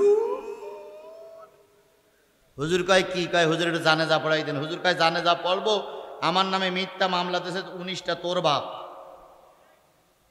এরম ভদ্রলোক আছে না নাই? জোরে বলেন আছে না নাই? আজকে পুলিশও তাদের কাছে নিরাপদ নয়। ক্ষমতার দাপট দেখাও, আজকে ক্ষমতা আছে, কালকে থাকবে না। কথা বলেন ঠিক না বেটি? যারা তোমাকে পাওয়ার দিয়েছে তারা একদিন জুতা পিটা করে মামুর বাড়ি পাঠিয়ে দেবে। আজকে ইসরায়েল খুব ক্ষমতার জোর দেখাচ্ছে না? আজকেও ফিলিস্তিনিদের মেরেছে। এরপরে ফিলিস্তিনিদের একজন শীর্ষ নেতা ওনার ইসমাইল হানিয়া, ওনার 3 ছেলে সহ 7 জন না 8 জন পরিবারের সদস্যকে বম্পিং করে গুলি করে মেরেছে ইসরায়েল। মারার পরে ইসমাইল হানিয়া এবং তার স্ত্রী 2 জন সাক্ষাৎকার দিয়ে বলেছে 3 ছেলে চলে গেছে যাক, তবে ইসলাম থেকে দূরে সরে যাব না। এরকম ঈমান আমাকে তৈরি করতে হবে। কথা বলেন ঠিক না বে ঠিক? নেতা ক্ষমতায় তাই কি হয়েছে? পুলিশ এসেছে তাতে কি হয়েছে? আমি বাংলাদেশের নাগরিক, তোমার চুরি করার অধিকার আছে, আমার প্রতিবাদ করার অধিকার আছে। সব বক্তারা, সব হুজুররা যদি হক কথাগুলো বলতো, আজকে আমাদের অবস্থা এত শোচনীয় হতো না। কথা বলেন ঠিক না বে ঠিক? আজকে আমাদের মতন কিছু দেশের কিছু মৌলবীরা হক কথাগুলো বলছে না। আপনারা শুনে আশ্চর্য হবেন, আমির হামজা কয়েকদিন আগে বাহির হলো, ওর বিরুদ্ধে আবার মামলা দিয়েছে। আর এই মামলার মূলে আমাদের দেশের কিছু মৌলবীরা, এক মৌলবী আর এক মৌলবী সহ্য করতে পারে না। এরকম মৌলবী বগুড়ায় আছে না নাই? আপনাদের সমাজেই আছে। কিছু কিছু লোক জিহাদি সহ্য করতে পারে না, অনেক হুজুর আছে জিহাদি সহ্য করতে পারে না।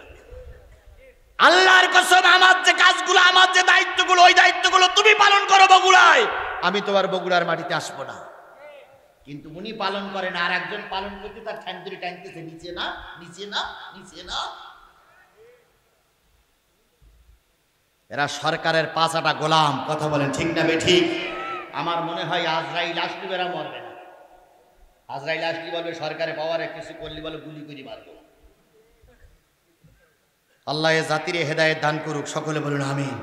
আমার বন্ধুগণ, বলতেছিলাম অন্যায় কাজ সমাজে এত মাথা উঁচু করেছে যে অন্যায় কাজের প্রতিবাদ করতে পারি না, আর সহ্য করতেও পারি না। আল্লাহ রসুল বলেছেন, মান রাআ মিনকুম মুনকারান, যখন কোনো অন্যায় কাজ সমাজে দেখবে, যদি পারো কি দিয়ে বাধা দাও, হাত দ্বারা বাধা দাও। যদি না পারো অন্তর দিয়ে ঘৃণা, যদি না পারো তাহলে মুখ দিয়ে বাধা দাও। যদি না পারো অন্তর দিয়ে ঘৃণা করো, তবে জেনে নিও অন্তর দিয়ে ঘৃণা করলে আদাফুল ঈমান, ঈমানের সর্বশেষ অংশ হয়ে যাবে। তাহলে আমাদের প্রথম দাবি হচ্ছে কি দিয়ে বাধা দাও। 2 নম্বর কি দিয়ে বাধা দাও? মুখ দিয়ে বাধা দাও। আমি প্রশাসনের লোক না, আমি সরকারি দলের লোক নই।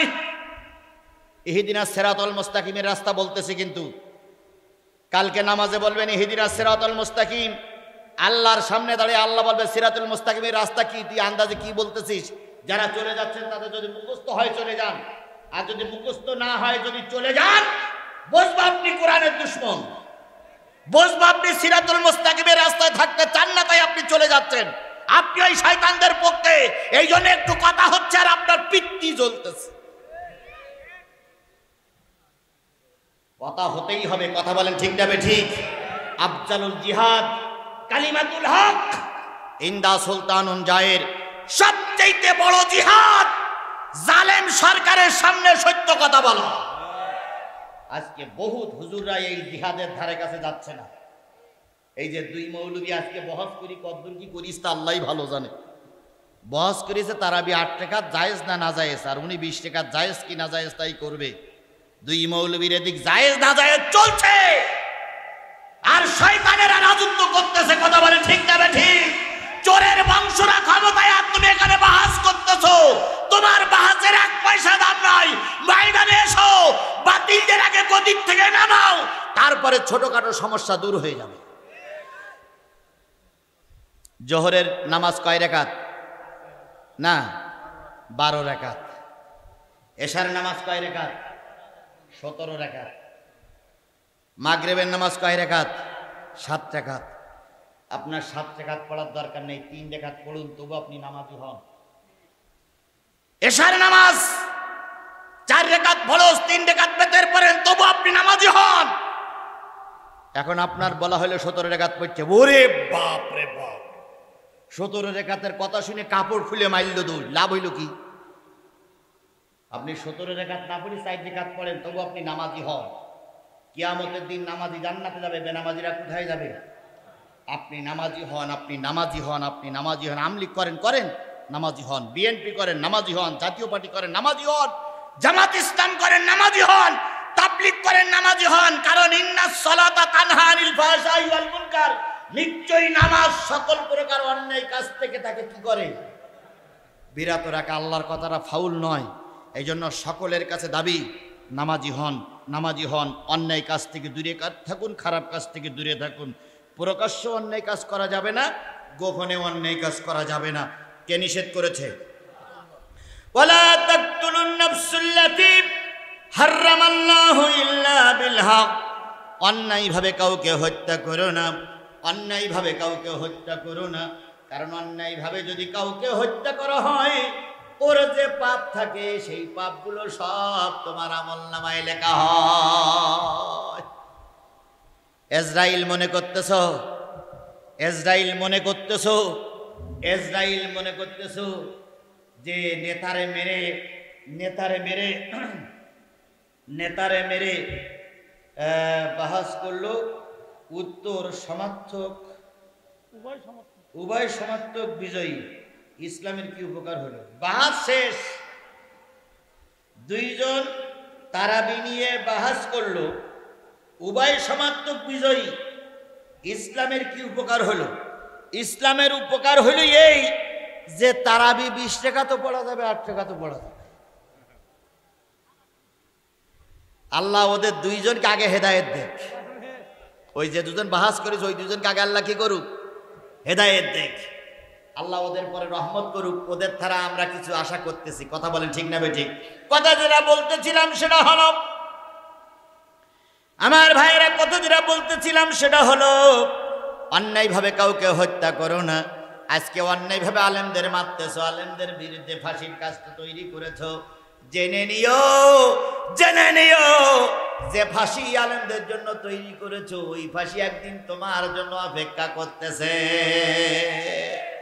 সূরা লাহাব মুখস্থ কার কার হাত তোলেন তো? ওইখানে একটা, আমাকে খেয়াল করেন, আমাকে খেয়াল করেন, আমাকে খেয়াল করেন, আমাকে খেয়াল করেন। যদি কারোর প্রশ্ন থাকে লিখিত দেন, উত্তর দিয়ে যাবো ইনশাল্লাহ। হাত নামান। ওখানে শেষে আছে ওয়ামরাতুহু হাম্মালাতাল হাতাব।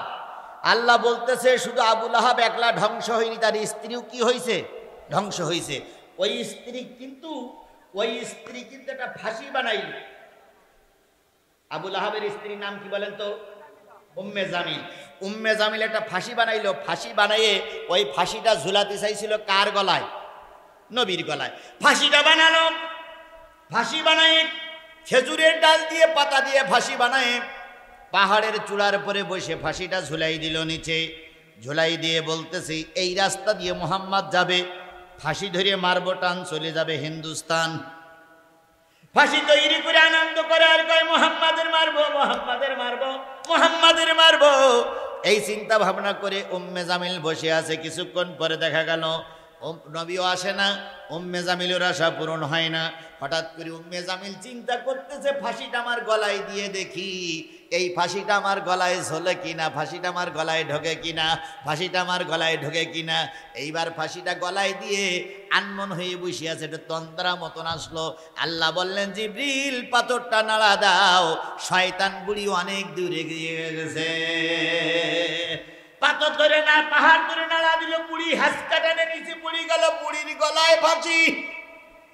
আজকে উম্মে জামিলের ছোট বোনেরা যতই ফাঁসি বানাচ্ছ, ফাঁসি দিতে দিতে একদিন ওই ফাঁসি তোমাদের গলায় আল্লাহ পরাবে।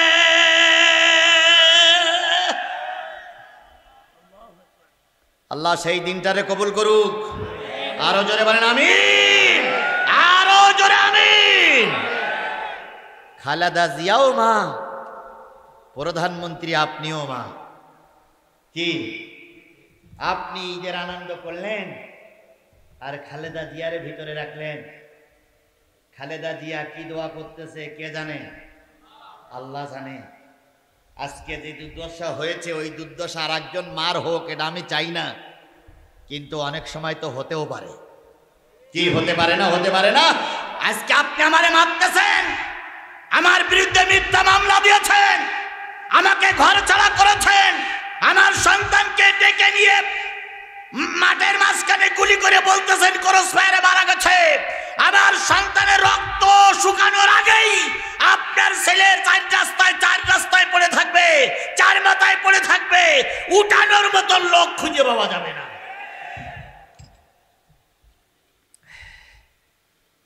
একজন ব্যক্তির বিচার হচ্ছে আদালতে, ভালো করে বুঝেন। আদালতে বিচার হচ্ছে হত্যা মামলার বিচার, একদম সত্য ঘটনা, হত্যা মামলার বিচার। এখন হত্যা মামলার বিচার, যিনি হত্যা মামলার আসামি তিনি হত্যা করেন নাই, তারপরও তাকে ফাঁসিতে ঝুলতে হচ্ছে। ঘটনা ছিল এরকম, ফজরের নামাজ পড়ি সবাই বাড়ি বাহির যাচ্ছে, হঠাৎ করে এক লোক টাকা নিয়ে আসতেছিল বিদেশ থেকে, সেই লোকটার কাছ থেকে টাকা ছিনতাই করে ডাকাতিরা চলে যাচ্ছিল। এখন ওই লোক বাধা দিচ্ছে, ডাকাতিরা পেটের ভিতরে ছুরি দিয়ে ওর মেরে, রাস্তায় মেরে ও টাকা নিয়ে চলে যাচ্ছে। ভালো করে শুনেন। এখন ওই পেটের ভিতরে ছুরি গ্যার গ্যার গ্যার গ্যার করতেছে, নামাজিরা সবাই তাকাই দেখতেছে, কিন্তু কেউ কোলের কাছে যাচ্ছে না। হঠাৎ করে একজন যে বলতেছে, আল্লাহ তোমার এক বান্দা মারা যাবে, আর আমি চুপ করে দাঁড়াই থাকবো? এখন ওই বান্দা ওর ওই কোলের ভিতরে নিয়ে মনে করলে ছুরিকান বেরি করে ওখানে একটা গামছা দিয়ে একটা পোটলা দেই যাতে করে রক্ত বন্ধ হয়। ছুরি হাতে করে বেরি করতে, আর অমনি পুলিশের গাড়ি আসছে। পুলিশের গাড়ি এসে দেখলো যে নামাজের লোকের কোলে কি লাশ, হাতে কি ছুরির মাথা দিয়ে কি পড়তেছে, রক্ত পড়তেছে। পুলিশ ওই লোকটারই ধরল, অথচ ওই লোকটা কি দোষী না নির্দোষ? ওই লোকটা উপকার করতে গিয়েছিল, উপকার করতে দিয়ে পুলিশের কাছে এই এক নম্বর আসামি।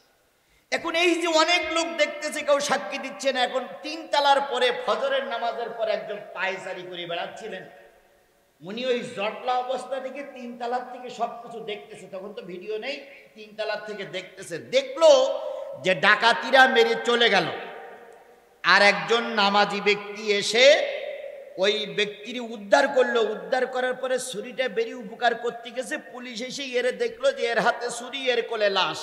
পুলিশের 1 নম্বর আসামি বানালো। পুলিশের সাক্ষী অনুযায়ী কোর্টে মামলা হলো। আর ওই 3 তালার পরে যিনি দাঁড়াই দেখেছেন উনি হলেন বিচারপতি। ওনার আদালতে বিচার, ভালো করে বুঝলেন, ওনার আদালতে বিচার। উনি আসামির বাদী বিবাদী পুলিশের সাক্ষী শুনল, আর ওই যিনি ওই নামাজি ব্যক্তি কোলে করে রেখেছিলেন এই মৃত্যু ব্যক্তির ওনার বক্তব্য শুনল। কিন্তু এনার পক্ষে সাক্ষী দেওয়ার মতন কেউ নাই। পুলিশ 8 জন 10 জন সাক্ষী দিল, স্যার আমি নিজে চোখে দেখেছি এই লোকে খুন করেছে। শেষ পর্যন্ত সাক্ষী প্রমাণ হয়ে গেল ওই নামাজি লোকের ফাঁসি হবে। অথচ নামাজি লোকটা নির্দোষ না দোষ? নির্দোষ লোকের কি হবে? এই বিচারপতি বারবার রায় পাল্টায়, রায় দেরি করে, বারবার দেরি করে, আজকে দেবো না, কালকে দেবো না, পরশুদিন দেবো না। হঠাৎ করে বিরোধী পক্ষের উকিলদের জেরার কারণে উনি রায়ের দিনখান ঘোষণা করলেন। ঘোষণা করার আগে চিন্তা করছে, আল্লাহ দুনিয়ার কেউ দেখিনি, কিন্তু আমি তো দেখেছি ওই লোকটা নির্দোষ, কিন্তু আমি কি করে লিখবো যে তোমার ফাঁসি। রায়ের 2 দিন আগে বিচারক চলে গেলেন জেলখানায়। কোর্ট দারোগার কাছে অনুমতি নিয়ে ভিতরে ঢুকলেন। লোকটার পাশে বসে বসে বসে বসে অনেকক্ষণ বক্তব্য দিলেন আর বললেন, ভাই আমি নিজে চোখে দেখেছি তুমি নির্দোষ, কিন্তু সাক্ষী বলতেছে তুমি দোষী। তোমার তো ফাঁসি হওয়ার কথা ছিল না, কারণ আল্লাহ নিজেই বলেছেন, ইয়া আইয়ুহাল্লাযীনা আমানু, আল্লাহ নিজেই বলেছেন হত্যার বিনিময়ে হত্যা করো। তুমি যদি হত্যা না করে থাকো তাহলে তো হত্যা হওয়ার কথা না। সুতরাং আন্নান নাফসা বিন নাফসি ওয়াল আইনা বিল আইনি ওয়াল আনফা বিল আনফি ওয়াল উযুনা বিল উযুনি, কি করে হলো হত্যার বিনিময়ে হত্যা কি করে হচ্ছে? তুমি তো হত্যা করোনি, তারপরে তোমার ফাঁসির রায় আমাকে দিতেই হবে। আচ্ছা তুমি চিন্তা করে দেখো তো, জীবনে কোনোদিন কাউকে তুমি মেরেছিলে? স্যার আমার তো মনে পড়ে না। আচ্ছা কোনোদিন কোনো জিনিস গোপন করেছিল? কয় স্যার তো মনে পড়ে না। হঠাৎ করে আর মনে পড়তেছে, হ্যাঁ আমার বয়স তখন 18 থেকে 20, আমি তখন একটু দুর্দর্শ ক্লাসে ছিলাম। একজনের সঙ্গে গন্ডগোল করি, সে লোকটার কোনো দোষ ছিল না। আমি 2-3টে স্কিল চল মারার পরে শুনেছিলাম ওই লোকটা মারা গেছে, কিন্তু মারা যাওয়ার পর আমার আর কোনো বিচার আদি হয়নি। আমি সেখান থেকেই গা ঢাকা দিয়েছিলাম, আমি বেঁচে গেছি। আমার নামে মামলাও হয়নি, আমার কেউ বিচারও করিনি, আমি সেখান থেকে ভালো আছি। বিচারপতি তখন বুঝলো, আল্লাহ দুনিয়ার সব মানুষের কথা বিফলে যেতে পারে, কিন্তু তোমার কথা বিফলে যেতে পারে না। তুমি বলেছো হত্যার বিনিময়ে হত্যা, সুতরাং ওই ব্যক্তি হত্যা করেছিল কেউ দেখিনি, কিন্তু তুমি দেখেছো। আজকে এই ব্যক্তি এই ব্যাপারে নিষ্পাপ, কিন্তু আগের একটা হত্যা মামলা আছে, সেই কারণে আজকে তার ফাঁসির রায় হয়ে যাচ্ছে। পরের দিন বিচারপতি রায় দিলেন তোমার ফাঁসি। আজকে তোমরা মারতেছ, আজকে তোমরা আমার সন্তানকে ঘরের থেকে বের করে নিয়ে যাচ্ছ, মিথ্যা মামলা দিয়ে সাধু সাজতেছ, কেউ দেখিনি, কে দেখতেছে? সেই আল্লাহ এখন আছে? এই মুসলমান সেই আল্লাহ এখন আছে? এই বগুড়ার মুসলমানেরা সেই আল্লাহ এখন আছে? চিন্তা করো না, তোমরা আমাকে কাঁদাইয়াছ, তোমাদের কান্নার জন্য কে অপেক্ষা করতেছে? আল্লাহ দরবার অপেক্ষা করতেছে, তোমাকে একদিন কাঁদতে হবেই। বেশি দূরে যাব না, তাহলে শেষ করতে পারবেন। আল্লাহ রাব্বুল আলামিন বলতেছে, অন্যায় ভাবে কাউকে হত্যা করো না। যালিকুম ওয়াসাকুম বিহি লাআল্লাকুম তাকিলুন। এই নসিহত এতক্ষণ পর্যন্ত আমি আল্লাহ রাব্বুল আলামিন করলাম যাতে করে তোমরা বোঝো। কে বলতেছেন? বোঝো। এবার আসুন, ওয়ালা তাকরাবুল মাল আল ইয়াতীম, ইতিমের মালের নিকটবর্তী হয়ো না, ইল্লা বিল্লাতি হিয়া আহসান, যতক্ষণ পর্যন্ত উত্তম পন্থা না আসবে ততক্ষণ পর্যন্ত ইতিমের 12টা তো বেরিয়ে গেছে, আর বেশিক্ষণ নয়। বিল্লাতি হিয়া আহসান, উত্তম পন্থা ছাড়া, হাত্তা ইয়াবলুগা শাদ্দাহু, যতক্ষণ তারা যৌবনে পদার্পণ না করে ততক্ষণ পর্যন্ত এতিমের মালের নিকটবর্তী হয়েও না, এতিমের মালের কাছে যেও না, কারণ এতিমের মাল হক আদায় করা তোমাদের হক। এবার বলুন তো, আমরা এতিমের মাল খাই না, এতিমের হক আদায় করি? জোরে বলেন, এতিমের মাল হক আদায় করি না, এতিমের মাল খাই। নবী বলেছেন, যদি কোনো এতিমের মাথায় হাত বুলাইয়া দেওয়া হয়, ওই এতিমের মাথায় যত চুল আছে তত পরিমাণ নাকি আমলনামা তোমার আমলনামায় লেখা হয়। আর যতগুলো গুনাহ আছে সব গুনাহগুলো আল্লাহ কি করে দেয়? মাফ করে দেয়। অথচ আমরা এতিমের মাথায় হাত বুলাই না, বরং এতিমের মাল খাই। আল্লাহ রসুল ঈদুল ফিতরের দিন ঈদগার ময়দানে আসলেন, এসে দেখলেন একটা বাচ্চা কাঁদতেছে। কি আপনাদের মুখস্থ আছে না? এই অবস্থা আপনারা জানেন, একটা বাচ্চা কাঁদতেছে। নবীজি জিজ্ঞেস করলেন, হায় রে বাচ্চা, আজকে ঈদের দিন সবাই ঈদগার ময়দানে এসেছে, তুমি কাঁদো কেন? ওই বাচ্চাটা কি বলেছিলেন নিশ্চয় আপনারা জানেন। বাচ্চারা বলেছিলেন, কে গো তুমি? কি তোমার নাম, কি তোমার পরিচয়? যুদ্ধে আমার আব্বা মারা গেছে, মার একটা বিয়ে করেছে, যার সঙ্গে বিয়ে হয়েছে সেই মা আমার দৈনিক 2-3 বার করে পিটায়, তাই আমার মা পাঠিয়েছে নবীর সঙ্গে কথাটা বলার জন্য, তোমার সঙ্গে আমি বলবো না। নবীজি বললেন, তুমি কি কোনোদিন নবীরে দেখেছো? কয় না, দেখিনি। ওই নবী তখন বললেন, ও বালক, আমি সেই নবী। আল্লাহ নবী বুকের ভিতরে জড়াই ধরে দুই গালে দুটো চুমা দিয়ে আয়েশার ঘরে যে বলতেছে, আল্লাহ পাক জান্নাত থেকে একটা ফুটান্ত গোলাপ ফুলকে তোমার কাছে দিয়েছে, যদি এর খেদমত করে আল্লাহ পাক জান্নাত নসিব করবে। এই জন্য এতিমের হক আদায় করতে হবে, এতিমের মাল খাওয়া যাবে না। কার নির্দেশ? এটা কিন্তু আমাদের জন্য ফরজ। তাওরাতে কি ছিল? একই জিনিস। জব্বুরে কি ছিল? একই জিনিস। ইনজিলেও একই জিনিস। আর সকল ধর্মের কাছে একই জিনিস, এতিমের মাল খাওয়া যাবে না। শেষ হয়ে গেছে প্রায়, একটু খেয়াল করি। আউফু কাইলা ওয়াল মিজান, ওজনে এবং মাপে কম দিও না। ওজনে এবং মাপে কম দিও না। আচ্ছা, এর ভিতরে অনেক হুজুর আছে, অনেক দাড়িওয়ালা টুপিওয়ালা আছে, নেবার সময় বেশি নেয়, দেবার সময় কম দেয়, আছে? আচ্ছা, তার একটু হাত তোলেন তো।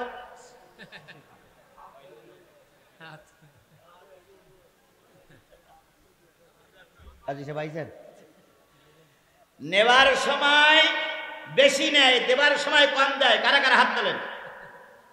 একটাও নেই, সব ফেরেশতা। অথচ এরকম লোক আমার সমাজে আছে না নাই? কি করবেন আপনি সম্পদ তৈরি করে, যেহেতু এই সম্পদগুলো আপনার সঙ্গে যাবে না। এই জন্য আল্লাহ রসুল একজন আটা বিক্রি করতেছেন, ভালো করে আটা বিক্রি করতেছেন, তো আটার ভিতরে হাত দিয়ে দেখে উপরে শুকনো নিচে ভিজে। নবীজি বললেন, যারা মালে ভেজাল দেয় এরা জাহান্নামী। হতে পারো তুমি রসুলের সাহাবী, কিন্তু মালে ভেজাল দিলে সে কোথায় যাবে? আচ্ছা, ইরাকের যুদ্ধ হয়েছিল কত সালে? ওইরকম 90-91 সালে। আমি তখন ফাজেলে পড়ি, ভালো করে আমার কথাটা মনে কর, ফাজেলে পড়ি। বাইতুল মুকাররমের সামনে একই করতেছে, আমার দাড়ি আর দাড়ি, বুক জোড়া দাড়ি, একদম দেখলি মনে হয় যে জান্নাত থেকে পালাই আইছে। এত বড় দরবেশ, আল্লাহর ওলি। তো এখানে এক সাইড কম্বল, এখানে এক সাইড কম্বল।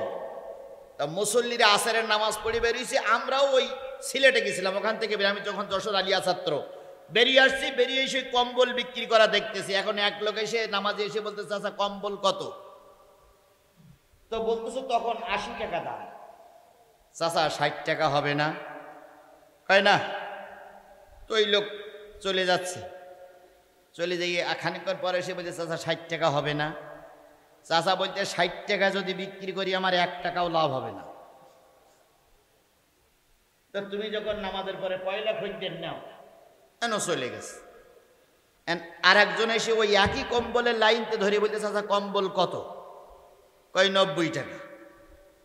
ওর কাজ বলিস কত, আর এর কাজ বলছিস কত? 90। তো বলতে, চাচা 70 টাকা হবে না? আরে বাবাটা 70 টাকার কম্বলেই বললি এমনি হইল। তো চল যাচ্ছে, দরকার নেই। কার একটু বেশি বেশি পারবে না? কয় না, 70 টাকা দেনতে দেন। তখন এই চাচা বলতেছে, এই দাড়িওয়ালা নামাজ পড়ি বেরিয়েছে, বলো জান্নাত থেকে পালাই গেছি মনে হয়। এই লোক বলতেছে, তোমার কাছে যদি 70 টাকা বিক্রি করি তা 8 আনাও লাভ হয়। একই কম্বল 60 টাকা বিক্রি করে কয় টাকা লাভ হইল না? 1 টাকা লাভ হইল না। আর একই কম্বল 70 টাকা বিক্রি করে কত লাভ হবে না? 8 আনাও লাভ হবে না। ও লোক চলে যাওয়ার পরে আমরা কয়েকজন যেই বলতে, চাচা কম্বলের ভিতরে কোনো ভেজাল আছে নাকি? না, কম্বল কি একই? তো বলতেছে হ্যাঁ। তাই বলি 1 টাকা লাভ হবে না, 50 পয়সা লাভ হবে না। এই যে বললেন, তা আপনার ইমান আমল আছে? তখন আমার জিজ্ঞেস করতেছে, বাড়ি কোন জায়গায়? তাই বললাম, বাড়ি সাতক্ষীরা। আমি যা বলেছি একটু মিথ্যে কথা বলি। তাই বললাম, ওতে 1 টাকা লাভ করলেন, এতে 50 পয়সা লাভ করেন না, তাহলে আপনি মিথ্যে কথা বলেননি। কয়েক শোনো খোকা, যারা 60 টাকায় বিক্রি করেছে 10 টাকা লাভ করেছি, আর যারা 70 টাকা বিক্রি করেছে ওরা 20 টাকা লাভ করেছে। আমি তো 10 টাকার 20 টাকা লাভ করেছি। আমি বলেছি 1 টাকা লাভ হবে না, 8 আনা লাভ হবে না। আমি তো 10 টাকার 20 টাকা লাভ করেছি।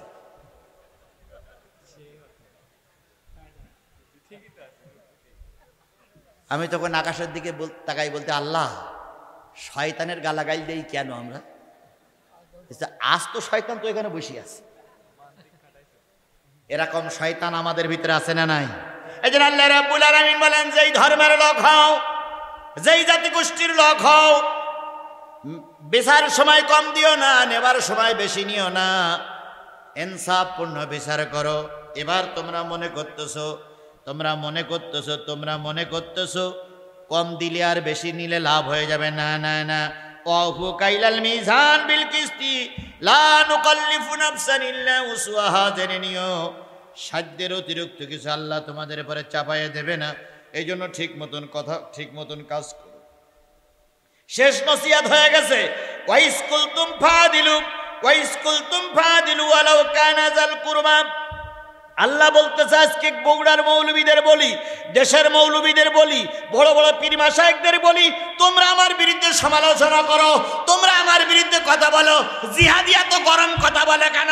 দয়া করে এই কোরআনটার আয়াতটা পড়ি দেখো। আল্লাহ বলতেছে ওয়াইস কুলতুম ফাদিলু, যখন কথা বলবা সত্য কথাটাই বলো। কার নির্দেশ? যে মৌলবীরা জিহাদির বিরোধিতা করে, যে মৌলবীরা আমির হামজার বিরোধিতা করে, যে মৌলবীরা আল্লামা সাঈদীর বিরোধিতা করে, যে মৌলবীরা হকের বিরোধিতা করে, মৌলবীর বংশে এই কোরআনের আয়াত পড়ুনি। আল্লাহ বলতেছে যখন কথা বলবো তখন হক কথা বলো, ইনসাফ নিষ্ঠাবানের সঙ্গে সঠিক কথা বলো। কি হলো? কথা বলো সঠিক কথা। এই কথাটা বলার পরে ওয়ালাউ কানা যা কুরবা, যদি এই হক কথা বলাটা তোমার দলের বিরুদ্ধে যায়, হক কথাটা বলা তোমার নেতার বিরুদ্ধে যায়, যদি তোমার নিকট আত্মীয় সন্তানের বিরুদ্ধেও যায়, তবুও যদি যতক্ষণ বেঁচে আছো ততক্ষণ হক কথা বলো। নির্দেশটা কার? জোরে বলেন নির্দেশটা কার? আরো জোরে বলেন নির্দেশটা কার? যদি কোনো মৌলবী, যদি কোনো বক্তা হক কথা না বলে, ওর বক্তৃতা করার দরকার নাই, ওর হক কথা বলার দরকার নেই। কিছু কিছু লোক কয় অবস্থা খারাপ, তোমার সেই তো অবস্থা রসুলের খারাপ ছিল। কথা বলেন ঠিক না ঠিক? এরপরে রসুল কি সত্যি কথা বলেন নাই? সত্যি কথা বলেন নাই? কথা বলেন সত্যি কথা বলেন নাই? সুতরাং আল্লাহ বলতেছে যে ধর্মের লোক হও, যে গোষ্ঠীর মৌলবী হও, তাবলিগ হও, সরমনাই হও, হেফাজত হও, আমলিগ হও, বিএনপি হও, জাতীয় পার্টি হও, তুমি যদি আল্লাহর কোরআন পড়ি থাকো তাহলে হক কথাই বলতে হবে। আমরা হক কথা বলতে কারা কারা রাজি আছে? একটা হাত উঁচু করে দেখান তো, হক কথা বলতে কারা কারা রাজি আছি? মাশাআল্লাহ, মাশাআল্লাহ, আল্লাহ কবুল করুক। একই কালেমা পড়ে বিমানে চড়তেছে আর একই কালেমা পড়ে জেল খেটে মুক্তেছে। আল্লাহ আমাদের হক কথা বলার তৌফিক দান করুক। আমার ভাইরা, বিয়াহাদিল্লাহ আফু, আল্লাহর হক, আল্লাহর হুদুদ সমাজে বাস্তবায়ন করো। জালিকুম আসসাকুম বিহি লাআল্লাকুম তাযাক্কারুন। এই ওসিয়াত, এই নসিহাত আল্লাহ করেছেন যাতে করে তোমরা স্মরণ করো। এবার আসুন, ওয়ান্না হাযা সিরাতি মুস্তাকিমা। আল্লাহ বললেন এতক্ষণ যে ওয়াজ করলাম এটাই হলো সিরাতিল মুস্তাকিমের রাস্তা। তাহলে আমরা সূরা ফাতিহায় কি বললাম?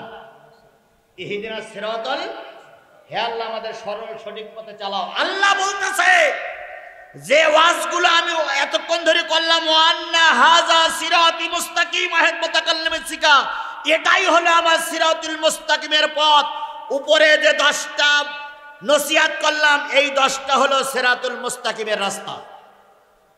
যদি আপনি পালন করতে না পারেন, আপনি সিরাতুল মুস্তাকিমের পথে নাই। এটাকে আমি বলতেছি না, কে বলতেছে? আল্লাহ বলতেছে। দেখেন কি বলে, ফাত্তাবিউহু ওয়ালা তাত্তাবিউস সুবুলা। এই পথ, এই কাজ অনুসরণ করো। যদি এই পথ অনুসরণ না করো, ফাতাফাররাকা বিকুম আন সাবিলিহি, আমার রাস্তা থেকে তোমরা দূরে সরে গেছো। তাহলে উপরের যে 10টা গুণ বলা হলো, এই 10টা গুণ যারা মেনে চলবে তারাই কোন রাস্তায় আছে? এই মুসলমান কথা বলেন, তারা কোন রাস্তায় আছে? এটাকে শুধু পুরুষের জন্য ওয়াজ, নারীর জন্য একই ওয়াজ। কথা বলেন ঠিক না বেঠিক? এই 10টা কাজ যারা করবে তারা সিরাতুল মুস্তাকিমের পথেই আছে। কার কথা?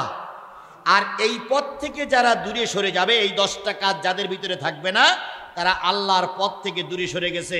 জালিকুম আসসাকুম বিহি লাআল্লাকুম তাত্তাকুন। এই নসিহত আমি আল্লাহ এতক্ষণ করলাম যাতে করে তোমরা মুত্তাকি হতে পারো। লাআল্লাকুম তাত্তাকুন, ইয়া আইয়ুহাল্লাযীনা আমানু কুতিবা আলাইকুমুস সিয়াম কামা কুতিবা আলাল্লাযীনা মিন ক্বাবলিকুম লাআল্লাকুম তাত্তাকুন। তাত্তাকুন, এখানেও বলতেছে লাআল্লাকুম তাত্তাকুন, তোমরা তখনই তাকওয়া অর্জন করবে যখন এই 10টা কাজ মেনে চলবে। এই যে কোরআনে বলার আয়াতগুলো, কোরআনে যে বললেন 10টা কথা, আমরা কি 10টা কাজ মেনে চলতে রাজি আছি? বলুন তো কোন সূরা? সূরাতুল আনআম। কত নম্বর আয়াত? 151, 152, 153, 153, 53, 151, 52, 53, 51, 52, 53, 151, 52, 53, 3টা আয়াত যদি আপনাদের মনে হয় যে আমরা একটু পড়ে আমল করবো, আল্লাহর রহমতে পড়বেন বাড়ি যেয়ে। আমরা এই 10টা আমল বক্তা, শ্রোতা আর এই আমার এই মিডিয়ার মাধ্যমে যত লোক শুনবে সবাইকে আল্লাহ আমল করার তৌফিক দান করুক। আমা তৌফিক ইল্লা বিল্লাহ ওয়া আখিরু দাওয়ানা আলহামদুলিল্লাহি রাব্বিল আলামিন। সূরা ফাতিহা ইখলাস শরীফ পড়ি সবাই, এখনই দোয়া হবে। বিসমিল্লাহির রহমানির রহিম, আলহামদুলিল্লাহি রাব্বিল আলামিন আর রহমানির রহিম, মালিক ইয়াউমিদ্দিন, ইয়্যাকা না'বুদু ওয়া ইয়্যাকা নাস্তাঈন, ইহদিনাস সিরাতাল মুস্তাকিম, সিরাতাল লাযীনা আন'আমতা আলাইহিম গায়রিল মাগদুবি আলাইহিম ওয়ালাদ-দাল্লিন। আমিন। বিসমিল্লাহির রহমানির রহিম। কুল হুয়াল্লাহু আহাদ, আল্লাহুস সামাদ, লাম ইয়ালিদ ওয়া লাম ইউলাদ ওয়া লাম ইয়াকুল লাহু কুফুয়ান আহাদ। কুল হুয়াল্লাহু আহাদ, আল্লাহুস সামাদ, লাম ইয়ালিদ ওয়া লাম ইউলাদ ওয়া লাম ইয়াকুল লাহু কুফুয়ান আহাদ।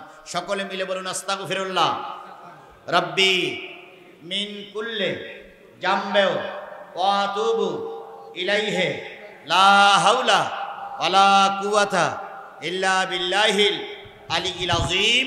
আল্লাহুম্মা আমিন। রব্বানা যালামনা আনফুসানা ওয়া ইল্লাম তাগফির লানা ওয়া তারহামনা লানাকুনান্না মিনাল খাসিরিন।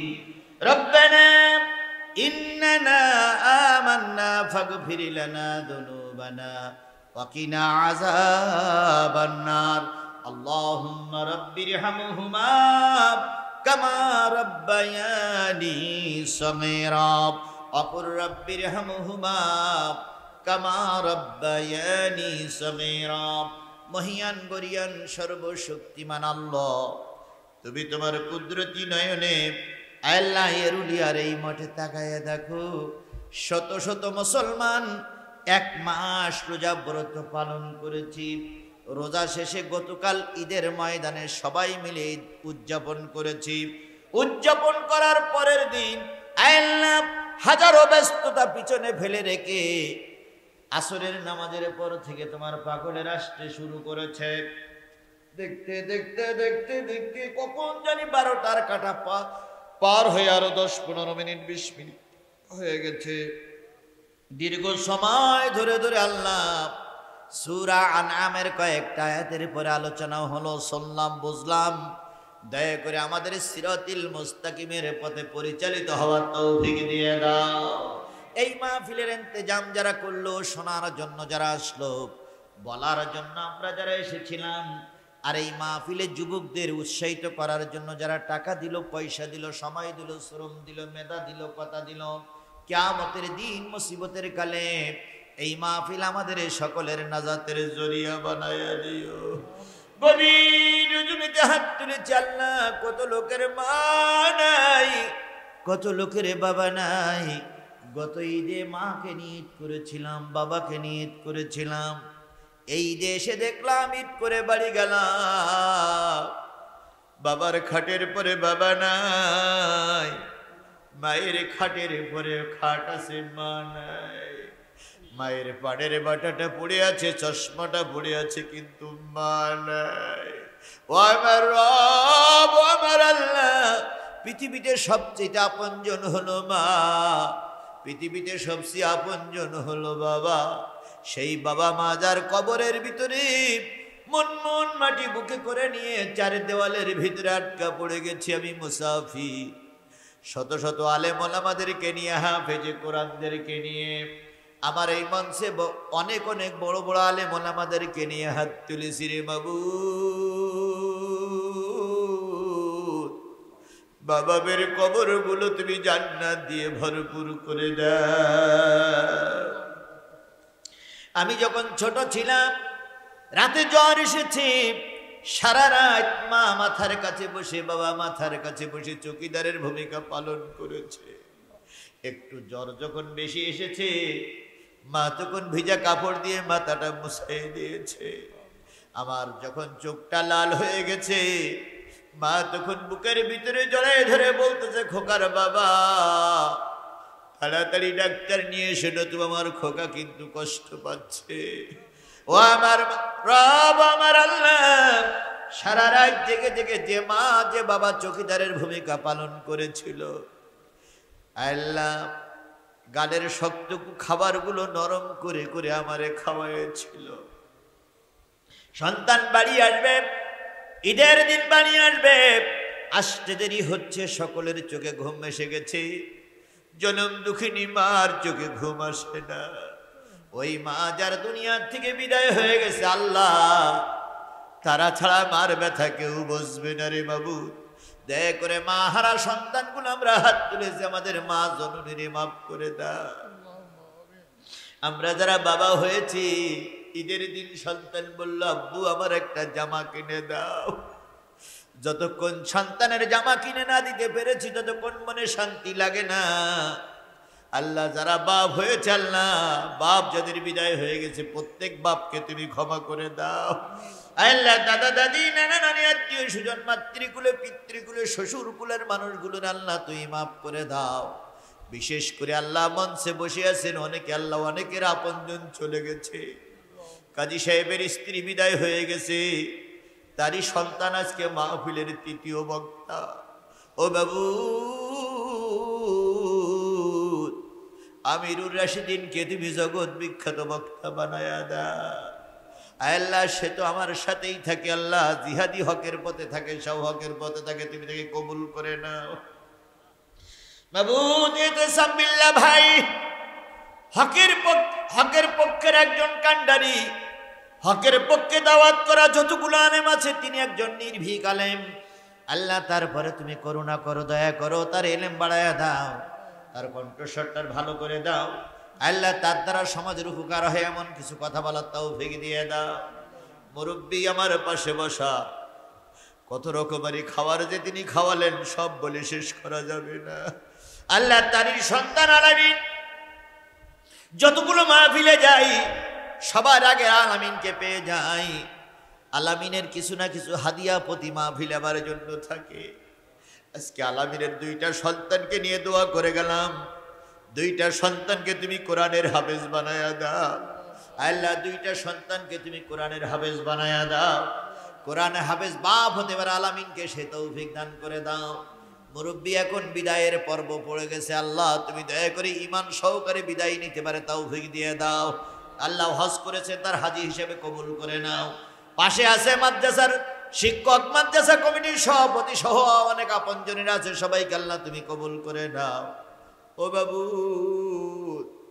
আমি জিহাদি বগুড়ার মানুষের কাছে কতটুকু প্রিয় আমি জানি না, তবে আমি যতটুকু জানি, একটা বাপ তার সন্তানকে যেমন ভালোবাসে, একজন মুসলমান তার আপন ভাইকে যেমন ভালোবাসে, বগুড়ার মানুষেরা ঠিক তদ্রূপ আমাকেও ভালোবাসে। বাবু এই ভালোবাসার প্রতিদান এহকালে চাই না, পরকালে তুমি আমাদের ভালোবাসার মূল্য দিয়ে আমাদের সবাইকে জান্নাতের মেহমান হিসেবে কবুল করে নিও।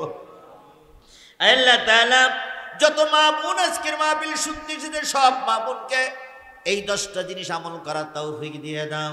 আমাদের সবাইকে হেদায়েত নসিব করে দাও। বাংলার জমিনটারে একটা বারের জন্য তুমি কোরআনের জমিন বানায়া দাও। কোরআন দিয়ে দেশ চলছে দেখার তৌফিক দিয়ে দাও। এই যে মিডিয়ার ভাইরে এসেছে, আমরা এদের আপ্যায়ন করতে পারি না, দুটো খাওয়াও দিতে পারি না। আল্লাহ কষ্ট করে এ প্রান্ত থেকে ও প্রান্ত ছুটে চলে। আগামীকাল এই ওয়াজগুলো আবার মিডিয়ায় প্রচার করবে, এতে দেশ থেকে দেশান্তরে বহু মানুষ উপকার হবে। মিডিয়ার সকল ভাইদেরকে আল্লাহ তুমি কবুল করে নাও, তাদের প্রসার বৃদ্ধি করে দাও, তাদের সম্মান ইজ্জত বাড়াইয়া দাও। আল্লাহ এই যে এখানে যে প্রতিষ্ঠানটা তৈরি হয়েছে, আল্লাহ আল্লাহ শিকারপুর সমাজ উন্নয়ন সংঘকে আল্লাহ তুমি কবুল করে নাও। শিকারপুর সমাজ উন্নয়ন সংঘকে আল্লাহ তুমি কবুল করে নাও। এই সংঘের মান সম্মান বৃদ্ধি করে দাও। আলেম মাদ্রাসাকে কিয়ামত পর্যন্ত এখানে টিকে থাকার তৌফিক দিয়ে দাও। হাজারো আলেম বাহির হয়ে গেছে, আরো আলেমের থেকে বাইরে যেতে পারে, তৌফিক দিয়ে দাও। তোমার দোস্তের খাতিরে আল্লাহ আমাদের সকলের দোয়া মেহেরবানি করে কবুল করে নাও। কোন বান্দা কোন আশা নিয়ে হাত তুলেছে আমি জানি না, সকলের মনের অন্তরের অন্তঃস্থলের দোয়াগুলো কবুল করে নাও। আজকের ভাই নাসির ভাই, মাইকলা ভাই নাসির ভাই, সবুজ ভাই সহ এখানে আমাদের আনোয়ার ভাই এসেছে, সকলকে আল্লাহ তুমি কবুল করে নাও। অনেক কথা বলতে পারিনি, অন্তরের খবর রাখো তুমি, সকলের অন্তরের অন্তঃস্থলের দোয়াগুলো কবুল করে নাও। সুবহান রাব্বিকা রাব্বিল ইজ্জাতি আম্মা ইয়াসিফুন ওয়া সালামুন আলাল মুরসালিন ওয়ালহামদুলিল্লাহি রাব্বিল আলামিন। ওয়াজআল আখিরা কালামিনা ইনদাল মাউতি লা ইলাহা ইল্লাল্লাহ মুহাম্মাদুর রাসূলুল্লাহ। আসসালামু আলাইকুম ওয়া রাহমাতুল্লাহি ওয়া বারাকাতুহু।